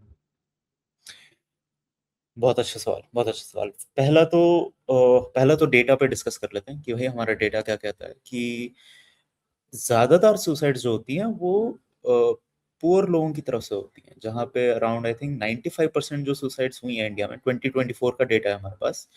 95% suicides उन घरों में हुई है जहाँ पे annual income was less than 5 lakh. 5 lakh से कम की एनुअल इनकम थी पूरे घर की। वहाँ पे 95% सुसाइड जो होती है वो वहाँ पे होती हैं। अब ये 5 लाख कितना हो गया, 4,000 पर महीना, 4,000 पर महीना एवरेज, ठीक है, मैथ ठीक है मेरी? 12। नहीं नहीं, एक जीरो कम है, एक जीरो कम आई थिंक। हाँ नहीं, तो मतलब कि हाँ, मतलब कि हाँ, सिंपल सी 40-50 हज़ार के बीच।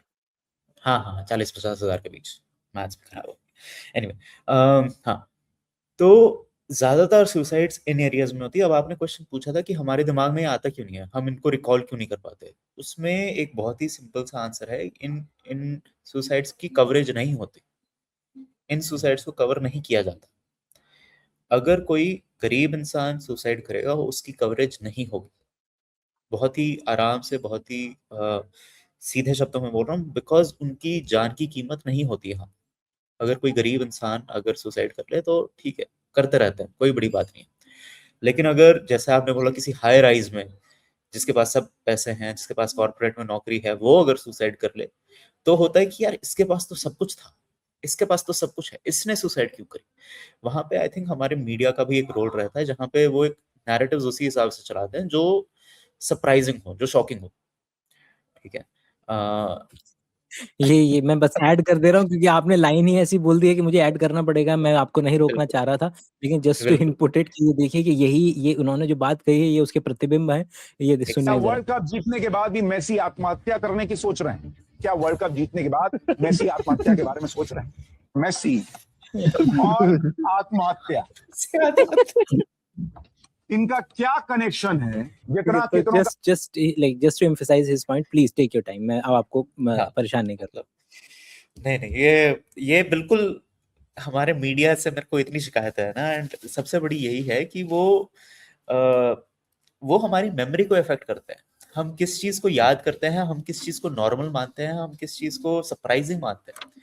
मीडिया जिस चीज को कवर करेगा वो हमारे नॉर्मल हो जाएगी, ठीक है। अब इसको हम अवेलेबिलिटी ह्यूरिस्टिक बोलते हैं, कि जो हमें यादगार रहता है वो हमें लगता है कि उसकी प्रोपोर्शन भी ज्यादा होगी, उसकी प्रेवलेंस भी ज्यादा होगी।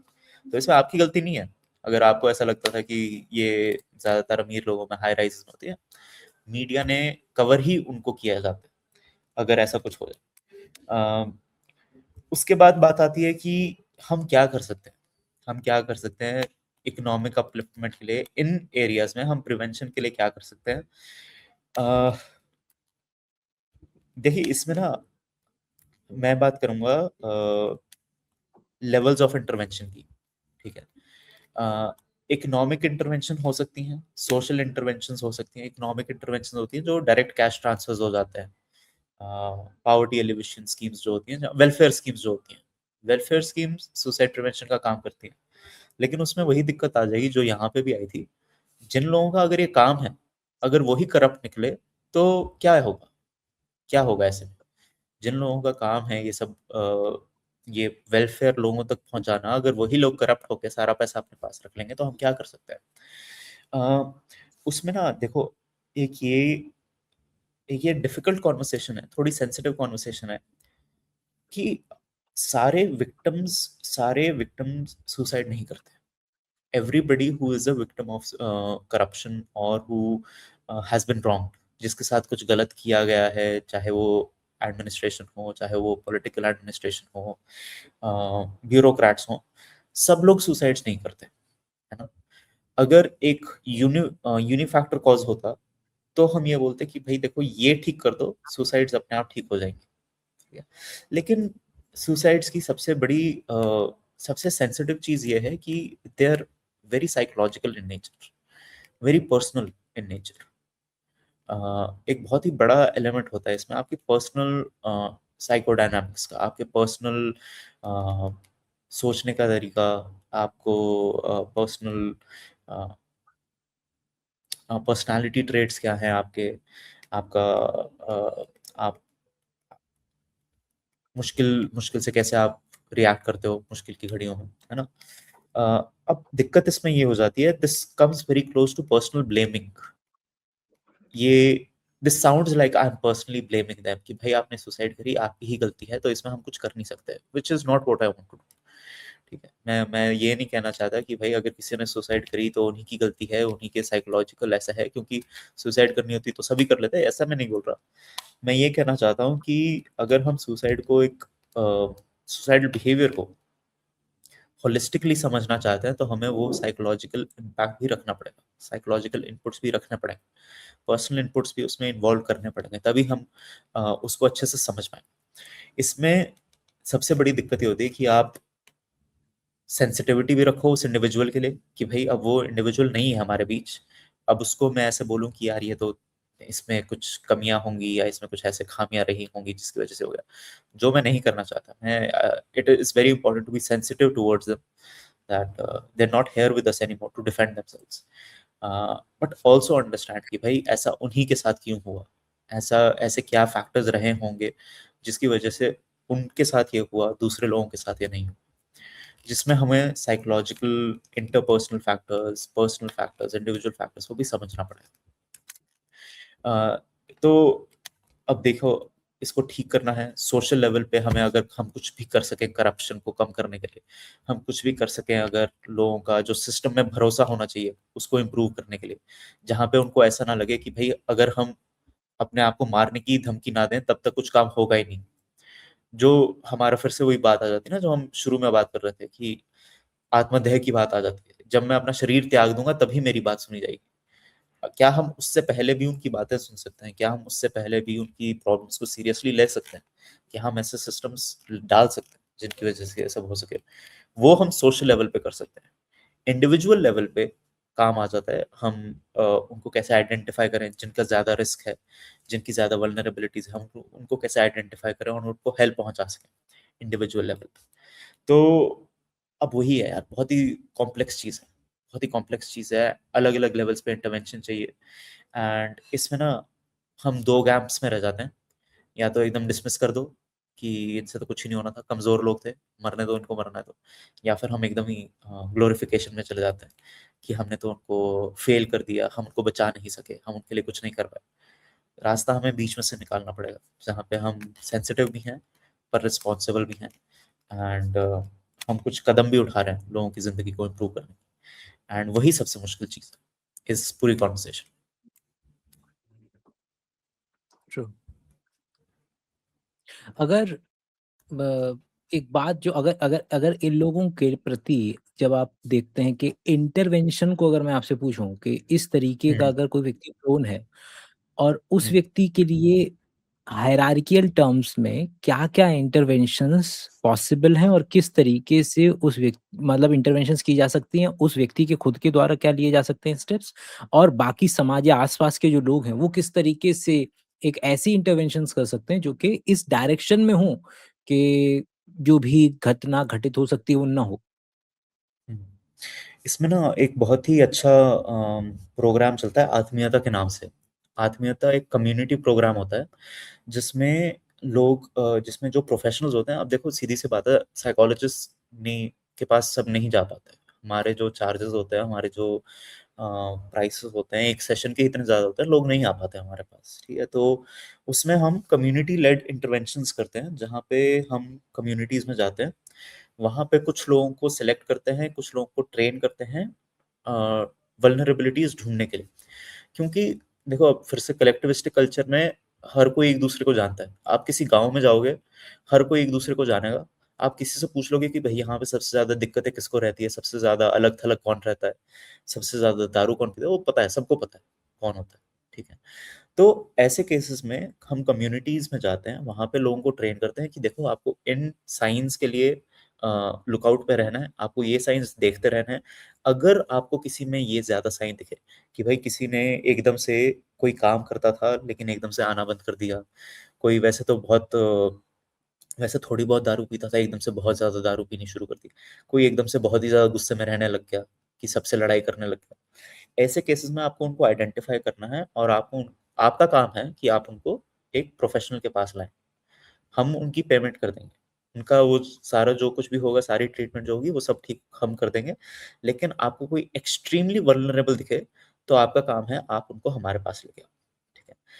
सेकंड लेवल पे जो लोग एक्सट्रीमली वल्नरेबल स्टेज पे नहीं पहुँचते, उनकी इंटरवेंशन के लिए इन्हीं लोगों को काउंसलर्स की तरह भी ट्रेन किया जाता है कि भाई आप उनसे ये बातें करो, आप उनके बाद उनको ये पर्सपेक्टिव्स दे सकते हो, आप उनसे ये सवाल पूछ सकते हो, ताकि वो भी थोड़ी बहुत समझे, ताकि वो एक्सट्रीम वल्नरेबिलिटी तक पहुंचे ही नहीं। ठीक है, हम उनको पहले ही उससे रिबफ कर दें, उनका इतनी जरूरत ही ना पड़े कि हमें प्रोफेशनल इंटरवेंशन की जरूरत पड़े, उससे पहले ही उनको एक सेफ्टी वाले जोन में वापस भेज दें। ये तो हुई इंडिविजुअल लेवल पे, सोशल कम्युनिटी लेवल इंटरवेंशंस। ठीक है, सेकंड आता है सोशल वर्कर्स। सोशल वर्कर्स होते हैं जो वर्कर ग्रुप्स होते हैं। ठीक है, हर कोई जो भी काम करता है किसी आइडेंटिटी के साथ ही करता है। वहां पे अब थोड़ा सा ये आ जाता है कि आपकी जो वर्कर्स, अगर यूनियन है, अगर यूनियन नहीं है तो वर्कर्स ग्रुप है, वहां पे आपकी आवाज सुनने के लिए कोई है कि नहीं। वो ऑर्गेनाइजेशन एक बहुत काम आती है। ऑर्गेनाइजेशन जहां पे आप एज एन इंडिविजुअल की तरह बोलने के बजाय आप एज अ कलेक्टिव ग्रुप बोल पाओ, आपकी आवाज एज अ कलेक्टिव ग्रुप उठाई जा सके। और यहीं पे अब देखो, पॉलिटिशियंस इतने फेमस क्यों होते हैं, पॉलिटिशियंस का इतना बड़ा नाम क्यों होता है, उनके इतने ब्लाइंड फॉलोअर्स क्यों बनते हैं? क्योंकि बहुत से पॉलिटिशियंस ने लोगों के ऐसे ही जान बचाई होती है। बहुत सारे पॉलिटिशियंस जो होते हैं, जब वो यंग लीडर्स हुआ करते थे, उनका काम यही होता था, सोशल वर्कर बन के लोगों की जो प्रॉब्लम्स है वो सॉल्व कर दो। किसी गांव में गए, वहां पे लोगों से पूछा आपकी क्या दिक्कत चल रही है, सॉल्व हो जाएगी, आपकी क्या दिक्कत चल रही है, सॉल्व हो जाएगी, आपकी दिक्कत सॉल्व हो जाएगी। तभी वो लोग इनके इतने दीवाने बन जाते हैं। और ये सब एकदम बैकग्राउंड में होता है, हमको ये पता भी नहीं चलेगा। अगर आप इंटरनेट पे आजकल रहते हो या फिर आप न्यूज देखते हो, you don't even know that this is happening, आपको ये पता भी नहीं हो। लेकिन साइलेंटली बोलो, ये काम हो रहा होता है ग्राउंड लेवल पे। ज्यादातर सोशल वर्कर्स कर रहे होते हैं या फिर एक कम्युनिटी लीडर्स कर रहे होते हैं। हमारा मेन इंटरवेंशंस यहीं पे रहती है इन केसेस में। अब ये भी है कि हम हर जगह नहीं पहुंच पाते, कम्युनिटी लीडर्स भी सबको नहीं आइडेंटिफाई कर पाते, सोशल वर्कर्स भी हर चीज में नहीं कर पाते काम अच्छे से। लेकिन they are holding us together. ये जो दो ग्रुप्स है ना, कम्युनिटी लीडर्स और सोशल वर्कर्स, ये बहुत काम कर रहे हैं। इसमें जब भी आपको मौका मिलता है, मेरा एक एक्चुअल में जेन्युइन क्वेश्चन था ये, कि मैं ये समझना चाह रहा था कि मेरे को ऐसा लगता है कि एक गैप है, और टेल मी कि if this gap actually exists और नॉट।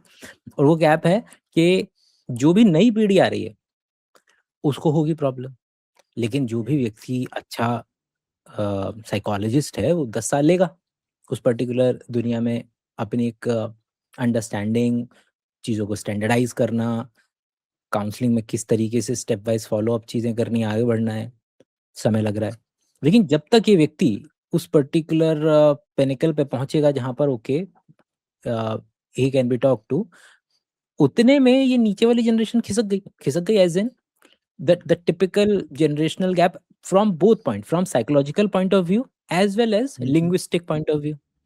अब दो लेवल पे प्रैक्टिकल समस्या आ सकती है इस साइकोलॉजिस्ट के सामने, and that is the communication because of new lingo and new world building. क्योंकि जिस तरीके से पिछले 20-25 सालों के अंदर में नोकिया का हथौड़ा मोबाइल से लेकर के अभी आज तक के जो लेटेस्ट आपका एआई तक जो सफर है वो इतना फास्ट एंड फ्यूरियस रहा है कि पकड़ पाना नई नए नए नए जमाने की नई प्रॉब्लम्स जो पहले हो सकता है कि 20-30 साल में चेंज होती थी, वो अभी 3-4-5-6 सालों के अंदर में इतना बुरे तरीके से चेंज हो रही है।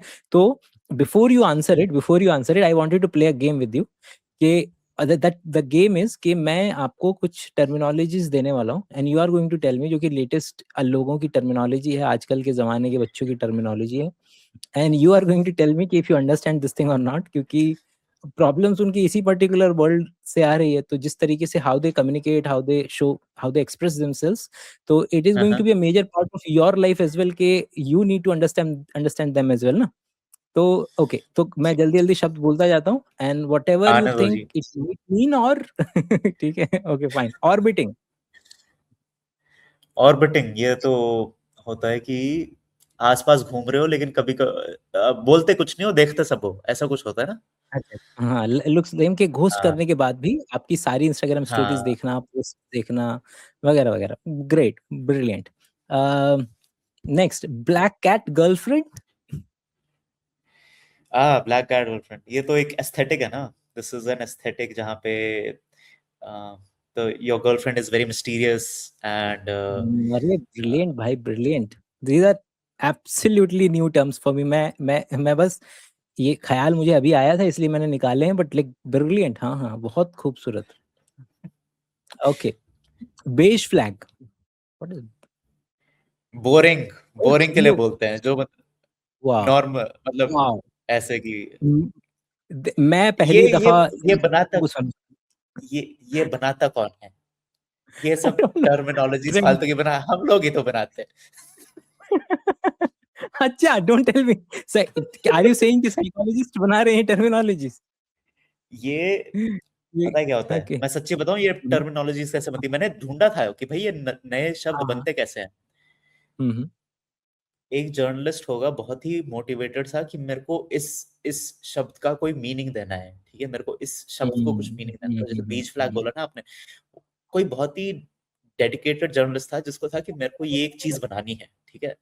तो वो क्या करेंगे, वो 3-4 साइकोलॉजिस्ट से इंटरव्यूज ले लेंगे कि आजकल के बच्चे ये नया कंसेप्ट लेके आ रहे हैं, what do you have to say about this, ठीक है। अच्छा। हमको बोलेंगे कि आजकल के नए बच्चे लेके आ रहे हैं, तो हम तो बोल देंगे कि ठीक है, हो सकता है कि लोगों को एक्सट्रीम्स में रहने की इतनी आदत हो गई है, रेड और ग्रीन में इतना बोर हो गए हैं कि अब उनको बीच फ्लैग्स अच्छे लगते हैं, कि भाई जो बस एक नॉर्मल सा इंसान हो, ठीक है। अब ये जर्नलिस्ट आर्टिकल जब लिखेगा तो क्या बोलेगा, psychologists have identified a new kind of flag, beach flag, वो फिर हम पे लगा देंगे। और दे themselves are so ambiguous ना, मतलब ग्रीन और red flag he is so ambiguous, like it cannot be a person, है ना, कि it can be a state incident, कि हाँ ये स्टेटमेंट आप यहाँ पे मैं एग्री नहीं कर रहा हूँ आपसे, आप यहाँ पर मेरे हिसाब से गलत कह रहे हैं, तो you are like I am flagging a red flag right here कि I don't agree at this point. Like how can a person be a, I don't know, but ठीक है। मेरे को लग रहा है कुछ ज्यादा ही मैं दूर चला गया हूँ समाज से, बट ठीक है। What is crash out. मैं भी पढ़ता चल रहा हूँ साथ में, क्योंकि ये वो शब्द है जो मुझे नहीं पता। Crash out. क्रैश आउट होता है कि आपका एकदम दिमाग खराब हो गया और आपने सब कुछ ओ एकदम भाई साहब, you know a, each and every word. Okay, जी, tell me what is Ohio? Oh Ohio, H I O, ये विल इट बी अजीब सी प्रोनाउंस जगह, ओहायो? हाँ हाँ, हाँ हाँ, ओके। कोई किसी भी अजीब सी जगह, एक ऐसी जगह जहाँ पे हर अजीब घटना घटती हो। Okay, used as a playful insults to label something weird, odd, or cringy based on internet meme only in Ohio. Okay, fine. Get, ऐसे ही होगा, GYAT यही पढ़ते हैं क्या? ये मेरे को नहीं पता, मैंने ये वाला नहीं सुना कभी। Okay, shortened from Godman, an exclamation or surprising or administration frequently used to describe something very large or impressive. Cat. ये तो मेरे को लग रहा है ये पंजाबी वाले कैंट से बहुत करीब लग रहा है। वो बड़ी कैंट ये लग रही ये एक्चुअली एक्चुअली आपकी डेफिनेशन थोड़ी इनकम्प्लीट सी रह गई, वो थोड़ा इसके आगे है। Something very large and impressive, वो इन्होंने बताया नहीं क्या होता है, तो अच्छी बात थी। ओके, एम्बिग्यूअस ही रखते हैं फिर उसको। ओके, दिस में मेरे को अभी तक दिखता था बहुत ज्यादा रील्स में, मैं कभी स्पेसिफिकली पिन पॉइंट नहीं कर पाया, but something to do with 8, like people set 8 so I 8 ऐसे करके एक वो हाँ, एट एटीई, ट्रांसमिशन वाले, नहीं नहीं, एटीई नॉट वाला ना। 8, यस हाँ, लाइक हाँ सो हाँ, ये somebody asked me to 8 so I 8, और फिर वो एकदम से मतलब उसे चेंज हो जाता है उसका टायर, तो हाँ। हाँ, it's like performing beyond expectations. Mhm. It is doing something exceptionally well, usually referencing to an outfit, a task, or a performance. You are absolutely right. Okay. Cooked तो ओके फाइन, डिलुलु चला गया, आ गया है, मतलब normal, मतलब मेरे तक पहुंच गया है, इसका मतलब है कि समाज में उसका बहुत ज्यादा एक्सेप्टेंस हो चुका है। मतलब अब खत्म। तो मतलब अब ये कुछ नए लेकर के आएंगे, नीचे अल्फा वाले लोग जो हैं वो नई डायरेक्शन में जाएंगे। अब आप ले सकते हैं वापस से इस पर्टिकुलर आइडिया को, the fundamental question which was के the psychological change in the society, और वो जो बदलाव होता चला जा रहा है, और जनरेशन गैप एग्जिस्ट करना ही अपने आप में दो पर्टिकुलर जनरेशन में, तो ये एक साइकोलॉजिस्ट की दुनिया में किस तरीके से रोल अदा करते हैं? देखो थोड़ा अजीब सा है कि हमारे बीच में आत्महत्या की बातें हो रही है और हम यहाँ पे बैठ के बीच फ्लैग डिस्कस कर रहे हैं। अब एकदम वापस तो नहीं जाया जाएगा। ठीक, ठीक।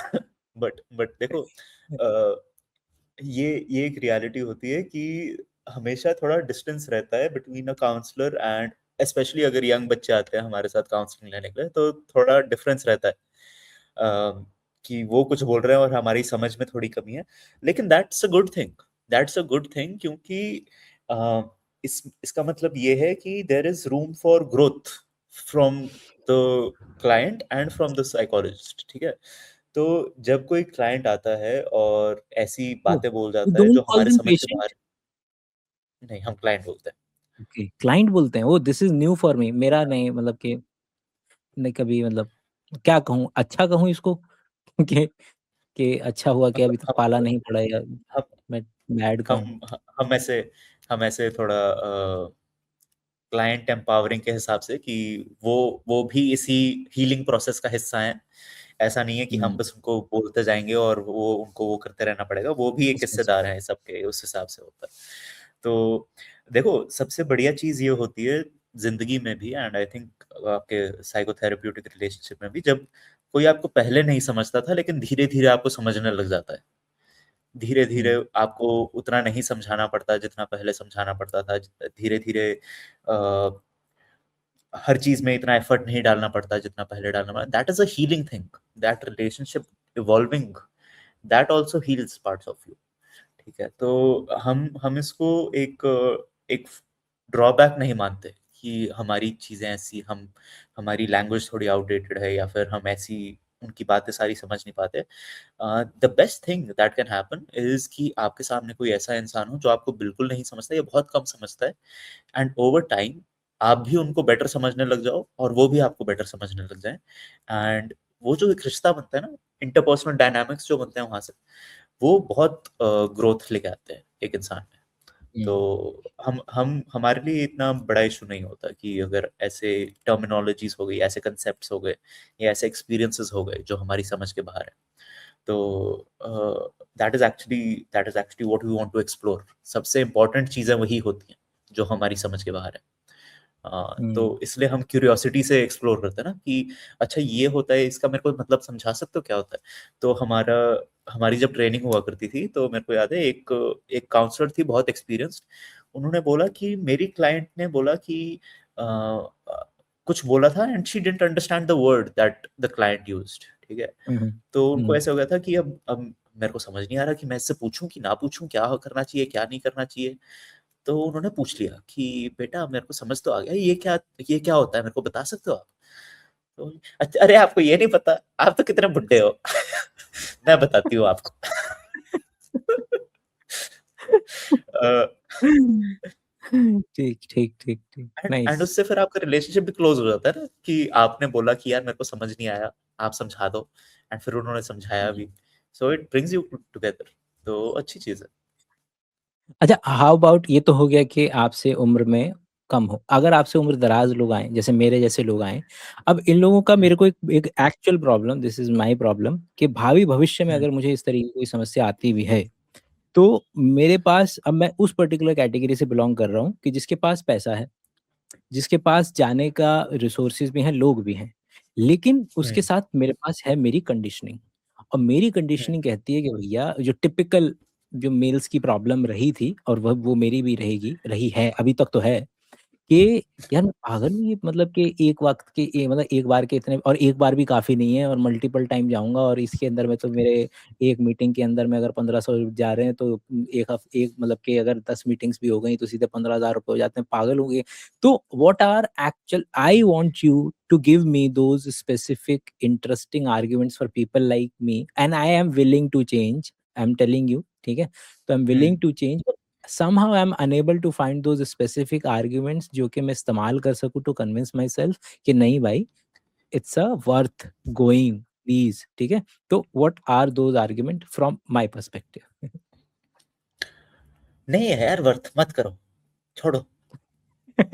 ठीक, ओके डन। लेकिन नहीं, नहीं, थैंक यू नहीं, सो लेकिन मच। एक सेकंड, एक सेकंड। बट बट ठीक, there's always a but. ठीक. There is always a but, there is always a but. देखो ये बिल्कुल रहेगा कि आपको जल्दी रहेगी कि भाई मेरे को प्रोग्रेस दिखाओ, मेरे को प्रोग्रेस दिखाओ, मुझे ये दिखाओ, मुझे वो दिखाओ, and that's a good thing. आपको आपको ये एक्सपेक्टेशन होनी चाहिए कि मुझे प्रोग्रेस मिलेगी, मुझे ये दिखेगा, मुझे वो दिखेगा, लेकिन उसके साथ साथ वो बस एक्सपेक्टेशंस होनी चाहिए कि प्रोग्रेस क्या होगी आपके लिए, कि भाई मैं अगर ये कर पाया तो मतलब मेरे में प्रोग्रेस हुई है, मैं अगर ये कर पाया तो मेरे में प्रोग्रेस हो रही है, ठीक है। तो ओ, ये मुझे मिल गया, आपके मुझे गोल मिल गया, होने चाहिए। हाँ मुझे मिल गया, मुझे आपके स्टेटमेंट से मिला, थोड़ा सा डाइग्रेस, थोड़ा सा दूर मिला, लेकिन मिल गया आपके स्टेटमेंट से। And answer for me is this, the mathematical calculation, कि अगर तुम्हारे लिए वो 15,000 इतने ही मायने रख रहे हैं, और अगर तुम्हारी सिचुएशन खराब है और तुम दिन के अंदर में 5,000 रुपये कमा रहे हो, तो तुम्हारा 1 महीने के अंदर में जितना नुकसान होगा, उतना तुम अपने 15,000 रुपये में बहुत अच्छी डील ले सकते हो। तो go for that, like this is okay, done me, okay fine, मेरे को तो अपना तो मिल गया, चलो अच्छा रहा। तो this is I guess the best argument possible मेरे मेंटालिटी वाले लोगों के लिए, कि अगर उनके लिए 15,000 इतने ही मैटर कर रहे हैं, तो उन्हें शो कर दो द वैल्यू। कि वो लूज़ क्या कर रहे थे, कि वो तुमको वो 15,000 दिख रहे हैं क्योंकि वो डेलिबरेटली आज के जाएँगे, लेकिन तुम्हारे जो गए हैं, जो जिनको तुम देख नहीं पा रहे हो, उनको ज़रा कैलकुलेशन में जैसे ही लेके आओगे, तो तुम्हारे लिए ये फ़ायदे का सौदा पड़ेगा, और तुम तो दोस्त फ़ायदे का सौदा देखते हो, तो जाओ जल्दी से। ठीक है, nice, this will work for me, perfect. Nice. चलें सर, बहुत-बहुत शुक्रिया, मतलब कि मैं, मतलब कि यहीं पर बड़ा एब्रप्टली वो कर रहा हूँ, मैं इसको वो कर रहा हूँ, क्योंकि मेरे पास सच में अभी और कोई क्वेश्चन नहीं है। बट दिस लास्ट स्टेटमेंट, मतलब बड़ा ही, बहुत ही हल्के में ये निकल गया पिछला पिछला 2 minute. But believe me, I was actively searching an answer for it, लेकिन वो इतना ज़्यादा मेरी आँखों के सामने था, लेकिन कभी मैंने पिन पॉइंट नहीं किया था कि ये इतना ज़्यादा, इतना ईज़ी, एक वो ये ना कि एक क्लिक हुआ और वो बात मेरे को चमक गई। बट बहुत समय से था, बट वो बहुत हल्के में मेरे तक मेरा आंसर पहुँच गया। Thank you so much. Welcome. आप सेशन के पैसे भेज देना मेरे को, ठीक मैं बस कट कर देना, एडिटर यहाँ पे, एडिटर यहाँ कट लगा दे।